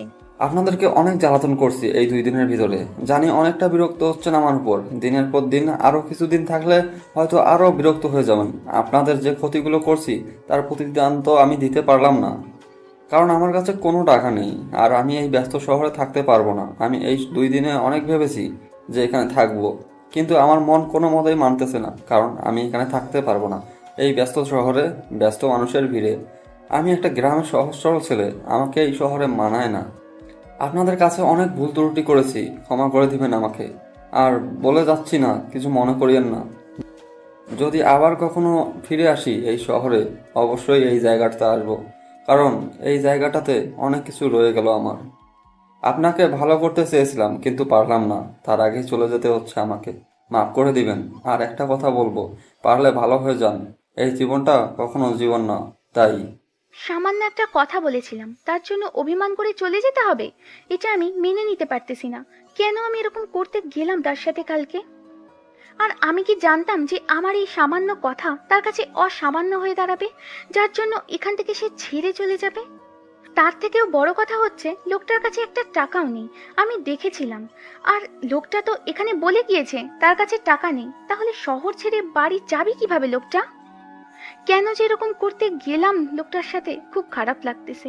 এই 2 দিন লোকটার সাথে কতই না কথা বলেছি, কত আড্ডা দিয়েছি, কত খুনসুটি করেছি, কতই না রাগারাগি করেছি। আর সেই লোকটা চলে গেল, তাও আবার না বলে। খুব খারাপ লাগতেছে, ভিতরটা ফেটে যাচ্ছে। লোকটা যতই যাই হোক অনেক ভালো ছিল, আমাকে অনেক কিছু শিখিয়ে দিয়ে গিয়েছে। তার জন্য দোয়া করব লোকটা যেন ভালো থাকতে পারে সারা জীবন। কিন্তু নিজের মনটাকে যে মানাতে পারতেছি না, কলিজাটা ফেটে যাচ্ছে। কেন এরকম করতে গেলাম কালকে রাতে? এরকম একটা আচরণ করা ঠিক হয়নি। তার সাথে খারাপ আচরণ না করলেও পারতাম। লোকটা তো এমনিতেই একটু ভয় পায়। কিরে, এভাবে কান্না করছিস কিসের জন্য? তোর আবার আজকে কি হলো নতুন করে? লোকটা চলে গিয়েছে রে মিমি। কি বলছিস? কখন গেল? রাতে গিয়েছে, আমাকে কিছু বলে নাই। এই দেখ চিঠি। কি বলিস? এভাবে উনি চলে গেল কিসের জন্য? আমি তো লোকটার সাথে ভালো মতো কথাই বলিনি, তার আগেই চলে গেল। এখন আমি কি করব বল? লোকটার সাথে কিছু কথা ছিল আমার। এত টেনশন করিস না তো। টেনশন করলে তুই আবার অসুস্থ হয়ে যাবি। তোকে নিয়ে আবার আমি পরে টেনশন করতে পারবো না। আমি নিজেও জানি না আমার এত খারাপ লাগতেছে কিসের জন্য, কিন্তু প্রচুর খারাপ লাগতেছে। লোকটার সাথে যদি শেষবারের মতো কিছু কথা বলতে পারতাম। আচ্ছা আমি গেলাম, তুই এখানে একটু একা একা থাক, তাহলে ভালো লাগবে। এখন আমার কথাগুলো তোর ভালো লাগবে না, আমি গেলাম। মিমি কথাটা বলে সেখান থেকে চলে গেল। মানুষটার কথা খুব মনে পড়তেছে। কেন যে তিনি আসলো আমাদের এখানে আর এরকম করে চলে গেল, আর কেন যে আমি তার সাথে খারাপ ব্যবহার করলাম, এখন নিজেরই খুব খারাপ লাগতেছে, যেটা বলার বাহিরে। কি করব বুঝতেছি না, ভিতরটা ফেটে যাচ্ছে। যদি লোকটা ফিরে আসতো তাহলে। আর এই বিষয়টা নিয়ে ভাবতে পারতেছি না। যতই ভাবছি ততই কান্না পাচ্ছে খুব। তাই নিজেকে একটু কন্ট্রোল করার চেষ্টা করলাম। তার উপর যেটা মায়া ছিল সেই মায়াটা কাটানোর চেষ্টা করতেছি। তাই ঘুমের জন্য বিছানায় শুয়ে পড়লাম। যাই হোক, তাহলে শেষ পর্যন্ত একটা কাজ খুঁজে পেলাম। এখন তাহলে বাসায় ফেরা যাক। কিন্তু যে ঘটনা ঘটিয়ে এসেছি, কি যে হয়ে আছে সেখানকার অবস্থা, আমি গেলেই যে কি শুরু হয়ে যাবে বুঝতেছি না তো। জঙ্গলের পথ ধরে বাসার দিকে আসতে লাগলাম। বাসার কাছাকাছি এসে পুরোটা বাড়ি শান্তশিষ্ট হয়ে আছে, কাউকে দেখা যাচ্ছে না। কলিজা শুকিয়ে যাচ্ছে, কি জানি কি হচ্ছে ভিতরে। আমি তো যে ঘটনা ঘটিয়েছি, আমাকে দেখলে কি বলবে। আমি ভয়ে ভয়ে লুকিয়ে দেখলাম যে কেউ দেখা যাচ্ছে না, তাই ঘরে প্রবেশ করলাম। আমি ভয়ে ভয়ে বিছানায় এক সাইডে গিয়ে বসে পড়লাম। ওনাকে দেখে কিছুক্ষণ তাকিয়ে রইলাম, কারণ দেখে বোঝা যাচ্ছে যে কান্না করছিল মনে হয়, কারণ চোখের নিচে একটু দাগ হয়ে আছে পানির। আমার কেন জানি মনে হচ্ছে আমার রুমে কেউ প্রবেশ করেছে, কিন্তু কতটা সত্যি সেটা চোখ খুললে বুঝতে পারবো। চোখ খুলে পাশে তাকিয়ে আমি অবাক দৃষ্টিতে তাকিয়ে রইলাম পাশে বসে থাকা মানুষটার দিকে। এটা কিভাবে সম্ভব? আমি স্বপ্ন দেখতেছি না তো? আমি তো ঘুমিয়েছিলাম, স্বপ্ন হতে পারে, এটা কখনো বাস্তব হতে পারে না। এভাবে অবাক হয়ে তাকিয়ে থাকার কি আছে? আমাকে দেখে কি মনে হচ্ছে যে আমি এখানে এসে ভূত বসে আছি? আমি কি যেটা দেখতেছি সত্যি দেখতেছি নাকি? আপনি আমার গায়ে চিমটি কাটেন তো আগে। যেটা দেখতেছেন সত্যি দেখতেছেন, সিমটি কাটতে হবে না। কিসের জন্য? আমি তো জলজান্ত এখানে একটা মানুষ বসে আছি, আর আপনি আমার সাথে কথা বলতেছেন, তাও বিশ্বাস হচ্ছে না? আপনি এখানে এসেছেন কিসের জন্য? আমাদের মতো খারাপ মানুষদের বাসায়? আপনাকে তো এখানে মানায় না। আপনি চলে যান এখান থেকে। আর আপনি যেভাবে চলে যাবেন আমি কখনো কল্পনাও করতে পারিনি। চোরের মতো পালিয়ে যাবেন। আমাকে বললে কি আমি যেতে দিতাম না নাকি? আপনাকে এখানে কি আমরা বন্দি করে রেখেছিলাম? সবকিছু একটু লিমিট মতো করা লাগে, অতিরিক্ত করলে সবার জন্য সেটা ক্ষতিকর। আপনি চলে গিয়েছেন, আমাদের কি অবস্থা হয়েছে জানেন আপনি? আপনার কাছে কোনো টাকা নেই, আপনি চিঠিতে লিখে গিয়েছেন সেটা। সেখানেও বলেছেন আপনার কাছে কোনো টাকা নেই। তাহলে আমাদের মনে কি হতে পারে একটু বুঝতে পারতেছেন? আমাদের টেনশনটা কি পরিমাণ হয়েছে? আপনি যদি বলতেন যে আপনি বাসায় যাবেন, হয়তো আমাদের কাছে টাকা ছিল না, কিন্তু আমরা কারোর কাছ থেকে ধার করে নিয়ে আপনাকে বাসায় পাঠিয়ে দিতাম। আপনার যেহেতু এখানে মন বসতেছে না, আর আমরা তো আপনাকে বাধ্য করতেছি না যে এখানেই থাকতে হবে, তাই না? আপনি কোনো অপরাধ করেননি যে আপনাকে এখানে আমরা বেঁধে রাখবো। এখন আমাকে কিছু বলতে দেন, তারপর আপনার যত কথা আছে সব শোনাবেন। এখন আমি বলবো, আপনি শুনবেন, এর থেকে একটা কথাও বলবেন না। আপনি এখান থেকে চলে গিয়েছেন না, একটা চিঠি লিখে গিয়েছেন। আমাদের মনের অবস্থা কি হবে একবারও ভেবেছেন? বুঝতে পেরেছেন? আর আমাদের মনের অবস্থাটা একটু আপনার বোঝা উচিত ছিল। মেনে নিলাম আপনি আমাদের সাথে মজা করতেছিলেন, কিন্তু কেউ কারোর সাথে এরকম মজা করে? এখন আপনি বলবেন আপনি মজার ছলে চলে গিয়েছেন, এটাই তো, তাই না? আপনি যা বলছেন সব সত্যি, কিন্তু আমি সত্যি সত্যি চলে যেতাম। কিন্তু আবার কি? আবার ফিরে আসলেন কেন এখানে? আমাদের মতো খারাপ মানুষদের মাঝে আপনি তো ভালো মানুষ, আপনি চলে যেতে পারতেন। এখানে ফিরে আসার মানে কি? আসলে আমার গ্রামের বাসায় অনেক সুন্দর একটা ভালো একটা পরিবেশ ছিল, আর আমার পরিবারও অনেক সুন্দর ছিল। কিন্তু হঠাৎ মাঝপথে আমার মা মারা যায়। তখন আমার বাবা দ্বিতীয় বিয়ে করে, আর দ্বিতীয় মা আমার উপর এতই অত্যাচার করে প্রতিদিন, যেটা আপনি শুনলেও হয়তো আপনার চোখে থেকে পানি পড়বে। যেমন আপনার একটা করুণ কাহিনী আছে, তেমন আমারও একটা করুণ কাহিনী আছে, যার জন্য আজকে আমি ঢাকা শহরে আসতে বাধ্য হয়েছি। তাহলে আপনি একটা বিয়ে করে নিয়ে শ্বশুরবাড়ি চলে যেতে পারতেন। শহরে এসেছেন কিসের জন্য? মুখে একটা কথা বলা যায়, আর সেটা কাজ করে দেখানোর মধ্যে আকাশ পাতাল পার্থক্য রয়েছে। আপনি সেটা ভালো করে জানেন। তাহলে আবার এখানে ফিরে আসলেন, ব্যাপার কি? আবার কি উদ্দেশ্য নিয়ে আসলেন এখানে? উদ্দেশ্য নিয়ে আসবো কিসের জন্য? পার্মানেন্টলি থাকতে এসেছি এখানে, কারণ আমি একটা কাজ খুঁজে পেয়েছি। আর এখান থেকে কোথাও যাচ্ছি না, এখান থেকে বেশি দূর না, অল্প কিছুক্ষণ গেলেই কাজের স্থান পৌঁছে যায়। তাই একদম ঠিক করে নিয়েছি আর কোথাও যাব না, যতই কষ্ট হোক এখানেই থাকবো। দেখেন, একটা কথা বলি, আমি দেখেন, একটা কথা বলি, আমরা খারাপ মানুষ। আমাদের এখানে থাকার আগে বেশ কিছুবার ভেবে দেখেন। আপনি অন্য কোথাও থাকতে পারবেন, আমাদের এখানে থাকার থেকে না থাকাই ভালো আমার মনে হয়। এখন এত কথা বলতে পারবো না, প্রচুর ক্লান্ত লাগতেছে। আপনি একটু সরে পড়েন, আমি শুভ। আমার প্রশ্নগুলোর উত্তর দিবেন, তারপর কত ক্লান্ত লেগেছে সেটা আপনার ব্যাপার, কিন্তু আমার প্রশ্নগুলো এখনই উত্তর চাই। সবসময় রাগ দেখালে কি ভালো লাগে? বলতেছি না, ঘুম পাচ্ছে খুব। আমি এখন ঘুমাবো, আপনি আপনার কাজগুলো শেষ করে নেন। অনেক শুয়েছিলেন, এখন যান। আজব কথাবার্তা বলতেছেন তো। আমি কি বলতেছি আর উনি কি বলতেছেন? রাগ তোলাবেন না কিন্তু আমার।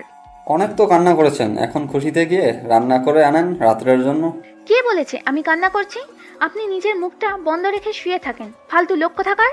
আমি ফালতু লোক সেটা আপনাকে বলতে হবে না, আপনি যান আর নিজের কাজগুলো করে আসেন গিয়ে। ওনাকে রাগ দেখাচ্ছি ঠিকই উপরে উপরে, কিন্তু ভেতরে অনেকটা ভালো লাগতেছে উনি ফিরে এসেছে তার জন্য।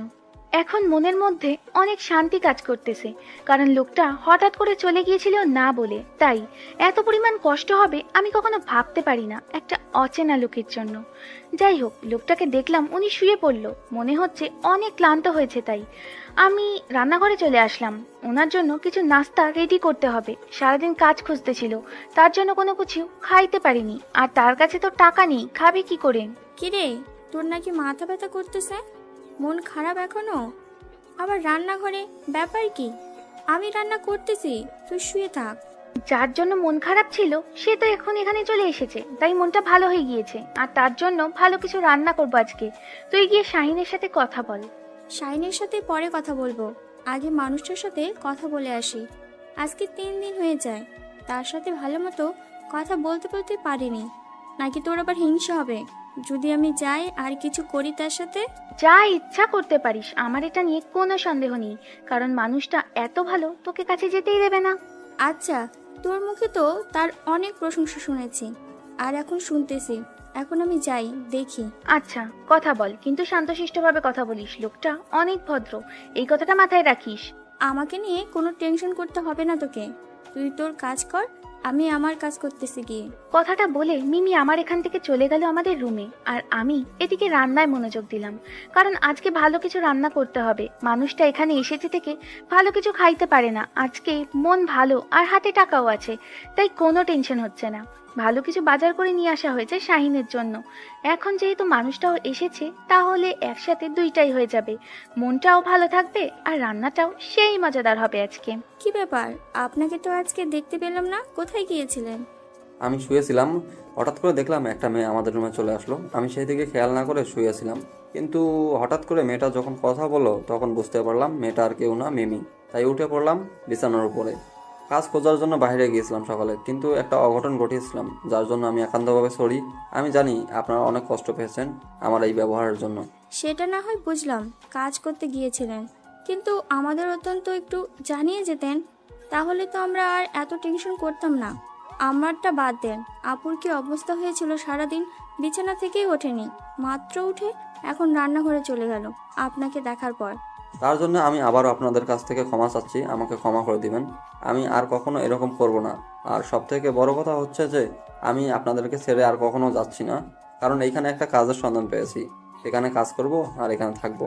এটা তো অনেক খুশির একটা কথা। তার থেকে বড় কথা হচ্ছে যে আপনাকে তো রুমের বাইরে দেখাই যায় না, সারাদিন রুমের ভিতরে কি করেন? আমাদের সাথে আসবেন, বসবেন, আড্ডা দিবেন। সেটা তো বুঝতে পারলাম, কিন্তু আপনার যে হবু স্বামী এসেছে তাকে তো আপনাকে সময় দিতে হবে।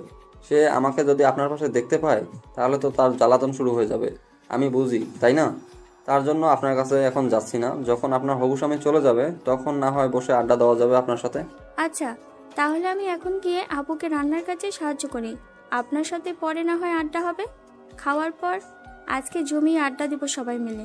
আচ্ছা, তাহলে আপনি গিয়ে আপনার আপুকে রান্নার কাজে সাহায্য করেন, আমার কিছু কাজ আছে, আমি কাজগুলো সেরে নিচ্ছি তাহলে। তারপর মেয়েটা রুম থেকে বেরিয়ে গেল। আমি বিছানায় বসে বসে চিন্তা করতে লাগলাম, সমাজের কিছু মুখোশধারী মানুষ আছে, মুখোশহীন খারাপ মানুষ হয়তো ভালো আছে তাদের থেকে। এটা আমার কাছে একটা বাস্তব উদাহরণ হয়ে থাকবে, কারণ আমি তো আজকে 3 দিন হলাম এখানে আছি। এদের ব্যবহার দেখে আমি মুগ্ধ। এরা যতই খারাপ হোক না কেন, এটা অতিথিকে কখনোই অসম্মান করে না। সমাজের এমন লোক আছে যে সবাইকে দেখাবে ভালো, কিন্তু তার ভিতরে খোঁজ খবর নিয়ে দেখেন জঘন্যতম খারাপ সে। প্রতি রাতেই পতিতার কাছে আসে আর দিনের বেলা পতিতার যত বাজে গালি দেয়। আর তারাই প্রতি রাতে পতিতার কাছে আসে, কিন্তু উপরে উপরে নিজেদের কতটা যে ভালো দেখায় সেটা হয়তো আমরা বুঝতে পারি না, কারণ তারা তো সমাজে মুখোশের আড়ালে থাকে। আমার মনে হচ্ছে এখন সমাজের পতিতারাই হয়তো খারাপ, কিন্তু তাদের মনের ব্যাপারগুলো অনেক ভালো, আর তাদের পেশাটা জঘন্যতম, কিন্তু তারা কি এই জঘন্যতম পেশাটা গ্রহণ করলো সেটাও তো আমাদেরকে ভাবতে হবে। আমরা যদি সকল শ্রেণীর মানুষদের কাজের সুযোগ করে দেই, তাহলে কখনো একটা মেয়ে পেটের জন্য পতিতা হয়ে যাবে না। কি ব্যাপার, এত তাড়াতাড়ি তোকে রুম থেকে বের করে দিল? কি বলেছিস তাকে, নাকি খারাপ কিছু কথা বলেছিস? তোর মাথায় সবসময় কি ঘোরে শুনি? আমি একটা ভালো লোকের সাথে কথা বলে আসলাম, ভালো কথা বলবি তা না বলে উল্টোপাল্টা কথা বলতেছিস। আচ্ছা, অনেক হয়েছে। শাহিনকে গিয়ে বল রেডি হতে, কারণ আমার রান্না প্রায় শেষ। আমি সবকিছু এখানে রাখবো না, একটু গাছের নিচে নিয়ে যাব। আজকে পিকনিক করব, রাতের পিকনিক। আজকে আবার নতুন করে তোর মনে এত পীড়িত উঠলো কিসের জন্য? বুঝি, আমি তো সবকিছুই বুঝি। যা বুঝিস ভালোই বুঝিস। এখন তোকে যেটা করতে বলতেছি সেটাই কর, বেশি কথা বলবি না। এখন থেকে তো তোর শক্তি দ্বিগুণ হয়ে গেল। এখন আমাকে ঝাড়ি মারবি, ঝাঁটাপিটা করবি, আরো কত কি করবি, আর কত কি যে দেখতে হবে আমাকে। আবার কি শুরু করলি তুই? বলছি না এখান থেকে চলে যা, বেশি ভালো হবে না বলে দিলাম এখন। আরে এত খেপে যাচ্ছিস কিসের জন্য? একটু কথা বলতেছি, কথা বলতে দে। খেপে গেলে কেমন করে তোকে নিয়ে একটু মজা করব বল? আমাকে নিয়ে তোকে কোনো মজা করতে হবে না, এখান থেকে চলে যা। আমি রান্না করতেছি। সবসময় রান্না করার সময় ডিস্টার্ব করিস, ভালো লাগে না। রান্না করার সময় যদি কেউ ডিস্টার্ব করে তাহলে আমার রাগ উঠে যায়। অনেক শুনেছি, আর শুনতে ইচ্ছে করতেছে না। এখন আমি যাচ্ছি, আমার কান ঝালাপালা হয়ে গেল। আরো ঝালাপালা হয়ে যাবে তোর কান। তুই এখন এখান থেকে চলে যা, না হলে কানে পরে শুনবি না। এই অল্প বয়সে আমি বয়রা হতে চাচ্ছি না, তাই আমি এখান থেকে চলে যাচ্ছি। তুই তোর রান্নাগুলো কর মন দিয়ে, আর রান্না যদি একটু খারাপ হয়েছে তাহলে দেখে নেবো তোকে। আচ্ছা, যখন খাবি তখন প্রশংসা করবে, এখন এখান থেকে চলে যা, ভাগ। তুই আমাকে শেষ পর্যন্ত এইভাবে কথাগুলো বলতে পারলি? আমি কখনো কল্পনা করতে পারিনি তুই আমাকে এভাবে কথা শোনাবি আজকের দিন খারাপ বলে। কথাটা বলে মিমি সেখান থেকে হন হন করে চলে গেল। আমি হাসতে হাসতে শেষ মিমির কাণ্ড দেখে। মিমি পিছনে ঘুরে আমাকে দেখে ভেঙচি কাটলো মুখ দিয়ে, কেটে আবার চলে গেল। রুমে গিয়ে রুমের দরজা দিয়ে দিল। এখন কি করে পরে দেখা যাবে। আমি রান্নার কাজটা দ্রুত শেষ করে নিলাম, কারণ রাত হয়ে যাচ্ছে অনেক, আর আমার তো একটা পেটুক মানুষ আছে। একটু রাত হলেই তো আবার এখানে এসে ঘ্যান ঘ্যান শুরু করে দিবে, রান্না কত দূর কি কত দূর। তাড়াতাড়ি রান্নাটা শেষ করে কাউকে ডাকলাম না, সবকিছু রেডি করে নিলাম। একটা গাছের নিচে অনেক সুন্দর করে সাজিয়ে নিলাম খাবারগুলো, তারপর সেগুলো ভালোভাবে রেখে চলে আসলাম রুমের ভিতরে। রুমে এসে দেখি লোকটা শুয়ে আছে এখনো, কি জানি চিন্তা করতেছে। তাকে কোনো ডিস্টার্ব না করে মিমিকে ডাকলাম। মিমিকে সবকিছু বুঝিয়ে বললাম। মিমি শাহিনকে নিয়ে আসতেছে, তাই আমি আমার রুমে চলে আসলাম। এই যে মিস্টার, অনেক বিশ্রামে আছেন, এখন চলেন, সবকিছু রেডি। এত তাড়াতাড়ি কিভাবে হয়ে গেল রান্না? সেটা নিয়ে আপনাকে ভাবতে হবে না, রান্নার কাজ শেষ করেছি। এখন তাড়াতাড়ি ফ্রেশ হয়ে নেন, সবাই রেডি, আপনার জন্য অপেক্ষা করতেছে। আচ্ছা, তাহলে আপনি গিয়ে অপেক্ষা করুন, আমি ফ্রেশ হয়ে যাচ্ছি। আমি রুমে বসে আছি, আপনি তাড়াতাড়ি ফ্রেশ হয়ে আসেন, একসাথে যাব। তাই আর কোনো কথা বাড়ালাম না, আমি রুম থেকে বেরিয়ে ফ্রেশ হয়ে নিলাম। ফ্রেশ হয়ে রুমে এসে দেখি নীলা খাটের উপর বসে আছে। ওই আমি বাইরে তো কাউকে দেখতে পেলাম না, ওরা কোথায়? এত কথা বলেন কিসের জন্য? বলছি না সবাই রেডি আছে, এখন চলেন, গেলে দেখতে পারবেন। আমি চুপচাপ রেডি হয়ে নিলাম, কোনো কথা বললাম না। দেখলাম যে নীলা রুম থেকে বেরিয়ে একটা গাছের দিকে যাচ্ছে। আমি পিছনে পিছনে যেতে লাগলাম, কোনো কথা বাড়ালাম না। কথা বললেই তো আবার কথা শুনতে হবে, তাই। কি হলো, আমাকে কোথায় নিয়ে যাচ্ছেন? সামনে তো শুধু জঙ্গল দেখা যাচ্ছে, আর কিছু দেখা যাচ্ছে না। আপনাকে খুন করার জন্য নিয়ে যাচ্ছি, এখন চুপচাপ আমার সাথে আসেন, আর কোনো কথা বলবেন না। আমার প্রচুর ভয় লাগতেছে, আমি যেতে পারবো না। রুমে যাচ্ছি, আপনারা যেখানে খুশি সেখানে চলে যান। বেশি ন্যাকামি করবেন না, আমার সাথে সাথে আসুন, না হলে কিন্তু ভালো হবে না বলে দিলাম। বললাম না আমার ভয় করতেছে, আমি যাইতে পারবো না। আমি রুমে গেলাম, আপনি সেখানে খুশি সেখানে চলে যান। আরে এরকম করতেছেন কেন? সামনে দেখেন আলো দেখা যাচ্ছে, সেখানেই শাহিন আর মিমি আছে, আমরা সেখানেই যাচ্ছি। সামনে শুধু অন্ধকার, অন্য কিছু দেখা যাচ্ছে না। আপনার চোখের সমস্যা আছে, আমি গেলাম। লোকটা আমাকে কথাটা বলে উল্টো হাঁটা শুরু করলো। মেজাজটা কেমন খারাপটা না হয়। সামনে কি সুন্দর আলো দেখা যাচ্ছে, আর বেশি দূর না, আমি তো অল্প কিছু দূরে নিয়ে গিয়েছি। আর উনি রুম থেকে বের হয়েই নাকি আর কোথাও যাবে না। এটা কেমন কথা? রাগ ওঠে না কেমনে? কি ঘাড়তারা মানুষ। আমি তাড়াতাড়ি হেঁটে লোকটার কাছে এসে পৌঁছালাম। লোকটার ডান হাত চেপে ধরলাম, যাতে করে আর উল্টা হাঁটতে না পারি, কিন্তু শক্তি দেখাচ্ছে, তাই হ্যাচকা টান দিয়ে লোকটাকে দাঁড় করিয়ে দিলাম। সমস্যা কি আপনার? আপনাকে কথা বলতেছি, আমার কথা কি আপনার কানে যায় না? বললাম তো আমি সেখানে যেতে পারবো না। আমার খাবারগুলো ঘরে নিয়ে আসবেন, আমি ঘরেই আছি। আচ্ছা, এখন একটু অপেক্ষা করেন, আমি মিমিকে ডাক দিয়ে থাকি। তার ফোনের লাইটটা জ্বালাতে বলতেছি, তখন তো আপনার বিশ্বাস হবে সেখানেই তারা আছে। আচ্ছা, এত রাতে বাইরে খাওয়া দাওয়ার আয়োজন করার কি আছে? আমার ভয় লাগতেছে। আপনাদের ভয় লাগে না? কিসের ভয়? এখানে তো কেউ আসবে না, আর এখানে তো কোনো হিংস্র প্রাণী নেই, তাহলে আমরা কিসের ভয় করব এখানে? আমি আপনার সাথে কোনো যুক্তি তর্কে পারবো না। আমার কোনো কথা শুনতে চাচ্ছি না এখন। আমার খুব ঘুম পাচ্ছে, আমি ঘুমিয়ে যাচ্ছি। আজকের জন্য আমি কিছু খাবো না। আমি এত কষ্ট করে রান্না করলাম আর আপনি শুয়ে পড়বেন, তাই না? একেবারে মেরে হাড্ডি ভেঙে দিব। চলেন আমার সাথে। লোকটাকে আর কোনো কথা বলতে না দিয়ে টানতে টানতে সেখানে নিয়ে যেতে ধরলাম। সামনে যেতেই আমরা মিমিদেরকে দেখতে পেলাম, তাই লোকটাকে ছেড়ে দিলাম, কারণ এখন আর লোকটা ভয় পাবে না। আর এভাবে টেনে নিয়ে যাচ্ছি, মিমি যদি দেখতে পায় আরো কত কি বলবে আমাকে, তাই লোকটাকে ছেড়ে দিলাম। আমরা সেখানে পৌঁছাতেই মিমি যেটা বলা শুরু করে দিল সেটা স্বাভাবিক। কিরে, সে কখন এখানে এসেছি আমরা? এখানে তোদের জন্য কতক্ষণ ধরে অপেক্ষা করতেছি আমরা। আর বলিস না, মহা বিপদে পড়ে গিয়েছিলাম। বাদ দে সেসব কথা, এখন তাড়াতাড়ি সবকিছু রেডি করতো। তারপর মিমি আর আমি খাবারগুলো রেডি করতে লাগলাম। শাহিন আর নীল দুজনে বসে পড়লো। নীল আমার দিকে বারবার তাকাচ্ছে, কিন্তু কিছু বলতে পারতেছে না। জানে যে আমি অনেকটা ক্ষেপে আছি। সবকিছু রেডি করে নিয়ে আমরা দুজন বসে পড়লাম। সবাই একসাথে খাওয়া দাওয়া শুরু করলাম। খাওয়া দাওয়া শেষ করে সবাই আড্ডা দেওয়ার জন্য প্রস্তুতি নিতে লাগলাম। নীল ভাইয়া, আমাদের কাছে খাতিরদারি আপনার কেমন লাগলো? কি বলবো, রান্নাটা অসাধারণ ছিল। অনেকদিন পর এরকম রান্নার স্বাদ গ্রহণ করলাম। তাই নাকি? এটা আমার আপুর হাতের করিশ্মা। আপু যখন মনোযোগ দিয়ে রান্না করে তখন রান্নাটা অনেক সুস্বাদু হয়। সেটা তো দেখতে পারলাম। আপনাকে অনেক ধন্যবাদ এত সুন্দর খাবার আমাদের উপর দেওয়ার জন্য। ধন্যবাদ দিতে হবে না, আমি ইচ্ছে করে এত সুন্দর করে রান্না করেছি আজকে। আমি তো কাজ পেয়ে গেছি, আর কালকে থেকে কাজে যেতে হবে, তাই এখন ঘুমাতে হবে, কারণ কালকে সকালে কাজে যেতে হবে। আচ্ছা, তাহলে আপনি বিশ্রাম করেন, আমরা এখন একটু গল্প করে তারপর রুমে যাব। তারপর আমি সেখান থেকে চলে আসলাম, সেখানে থাকলাম না, তাড়াতাড়ি রুমে এসে গুটি মেরে শুয়ে পড়লাম। আর ভাবতে লাগলাম কালকে থেকে আমাকে একটা নতুন জীবন শুরু করতে হবে, কারণ এইভাবে চলা তো আর যাবে না। আমাকে যে তুই এখানে থাকতে হবে, তাহলে আমাকে আলাদাভাবে একটা ঘর তুলে নিতে হবে, না হলে এই মানুষটার সাথে আর কত থাকা যায়? এভাবে থাকা উচিত নয় আমার। ভাবতে ভাবতে ঘুমিয়ে পড়েছি, কখন যে ঘুমিয়ে পড়েছিলাম নিজেও জানি না। অনেক গল্প করলাম, আর রাত তো অনেক হয়েছে, গিয়ে ঘুমিয়ে পড়ো, আমারও ঘুম পাচ্ছে। আচ্ছা, তাহলে আমরা গিয়ে এখন ঘুমিয়ে যাব। তুই গিয়ে ঘুমা, বেশি রাত্রি জাগিস না, শরীর অসুস্থ হবে। আচ্ছা, তাহলে কালকে সকালে আবার কথা হবে। এখন আমি গেলাম, তোমরাও যাও, গিয়ে ঘুমিয়ে পড়ো। কথাটা বলে আমি সেখান থেকে চলে আসলাম, আর ভাবতে লাগলাম লোকটা তাহলে এখানে পার্মানেন্টলি থেকে যাবে। খুব ভালো লাগতেছে, কারণ কারোর সাথে গল্প করে থাকতে পারবো। কয়েকদিন পর তো মিমি এখান থেকে চলে যাবে, খুব একাকিত্ব লাগতেছিল নিজের ভিতর। এখন তো লোকটা আছে, তাহলে তার সাথে কিছুক্ষণ গল্প করে কাটানো যাবে। ভালোই হলো।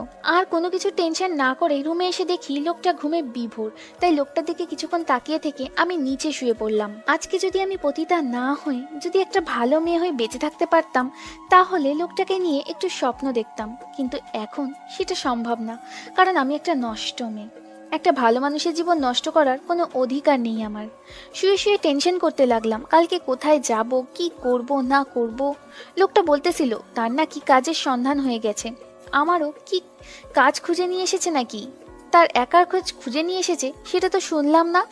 লোকটা তো বলেছিল আমাকে ভালো করবে, তাহলে নিশ্চয়ই আমার কাজ খুঁজে এসেছে, তার মানে আমাকেও সকালে ঘুম থেকে উঠতে হবে। তাই বেশি কিছু টেনশন না করে আমিও ঘুমিয়ে পড়লাম। সকাল সকাল ঘুম থেকে উঠতে হবে। তাই পরদিন সকালে যখন আমার ঘুম ভাঙলো, ঘুম থেকে উঠে দেখি লোকটা এখনো শুয়ে আছে। ব্যাপার কি? ওনার নাকি কাজে যেতে হবে, তাহলে এখনো শুয়ে আছে? এই যে শুনছেন, আপনি নাকি আজকে কাজে যাবেন, তাহলে এখনো শুয়ে আছেন যে? আপনার কি খারাপ লাগতেছে বা অসুস্থ লাগতেছে? শুয়েছিলাম, হঠাৎ করে কে জানে আমাকে ডাকতেছে আর কাজের কথা বলছিল, তাই উঠে বসলাম। উঠে দেখি সকাল হয়ে গেছে, আর একটু লেট হয়ে গিয়েছে, তাই তাড়াতাড়ি উঠে বাইরে চলে আসলাম। এসে ফ্রেশ হয়ে নিলাম। এত তাড়াহুড়ো করতে হবে না, এখনো অনেক সময় আছে হাতে। আস্তে আস্তে ধীরে ধীরে কাজগুলো শেষ করেন, তাহলে কোনো কিছু ছেড়ে যাবেন না। এত তাড়াহুড়ো করলে দেখবেন যে কিছু না কিছু একটা ফেলেই গিয়েছেন। আপনি এইভাবে বসে আছেন কিসের জন্য? রেডি হয়ে নেন, কারণ আপনাকে কাজের সন্ধান পেয়ে গেছি আমি। আমার সাথে আপনাকে কাজ করতে হবে, তাই তাড়াতাড়ি রেডি হয়ে যান। বেশি কথা বলতে পারবো না, আর কোনো কথা শুনতে চাই না এখন আমি। তাড়াতাড়ি রেডি হয়ে নেন। লোকটার কথা শুনে আমরা চুপচাপ রেডি হইলাম। আমি ভালো করে জানি লোকটা আমার জন্য কাজ খুঁজে এনেছে, তাই আমি আমার সব কিছু রেডি করে নিয়েছি ঘুম থেকে ওঠার পর। তারপর আমি হালকা পাতলা ফ্রেশ হয়ে নাস্তা এনে রেখেছিলাম, সেগুলো খেয়ে নিলাম। সেগুলো খেয়ে বেরিয়ে পড়লাম বেরিয়ে যাওয়ার আগে মিমিকে বলে রাখলাম আমি কাজের জন্য বেরিয়ে আসলাম, না হলে মিমি আবার টেনশন করবে আমাদেরকে নিয়ে। তাই আমরা যেখানে থাকি সেখান থেকে 5 মিনিট হাঁটার পর দেখলাম যে একটা বিল্ডিং দেখা যাচ্ছে। সেই বিল্ডিংয়ের দিকেই লোকটা যাচ্ছে। আমিও তার পিছনে পিছু গিয়ে দেখলাম। গিয়ে দেখি অনেক লোক এসে গিয়েছে। আমরা একটু লেট করে এসেছি। মহাজন লোকটাকেও দেখলাম। কি আমাদেরকে করতে হবে না করতে হবে সবকিছু বুঝিয়ে দিয়ে মহাজন চলে গেলেন। আমরা সবাই মিলে কাজ করতে লাগলাম। আজকে কত দিন পর সাধারণ মানুষের মতো জীবন যাপন করতেছি, ভাবতেই গা শিউরে উঠতেছে। সব সাধারণ মানুষের সাথে আজকে আমি কখনো কল্পনা করতে পারিনি যে এইভাবে সাধারণভাবে জীবনযাপন আবার করতে পারবো, আবার সাধারণ মানুষের সাথে মিশতে পারবো। কেউ আমাকে কলঙ্কও দিবে না পতিতা বলে। কাজ করতে করতে কাজগুলো সবাই মিলে শেষ করলাম। দুপুর গড়িয়ে বিকেল হয়ে আসলো।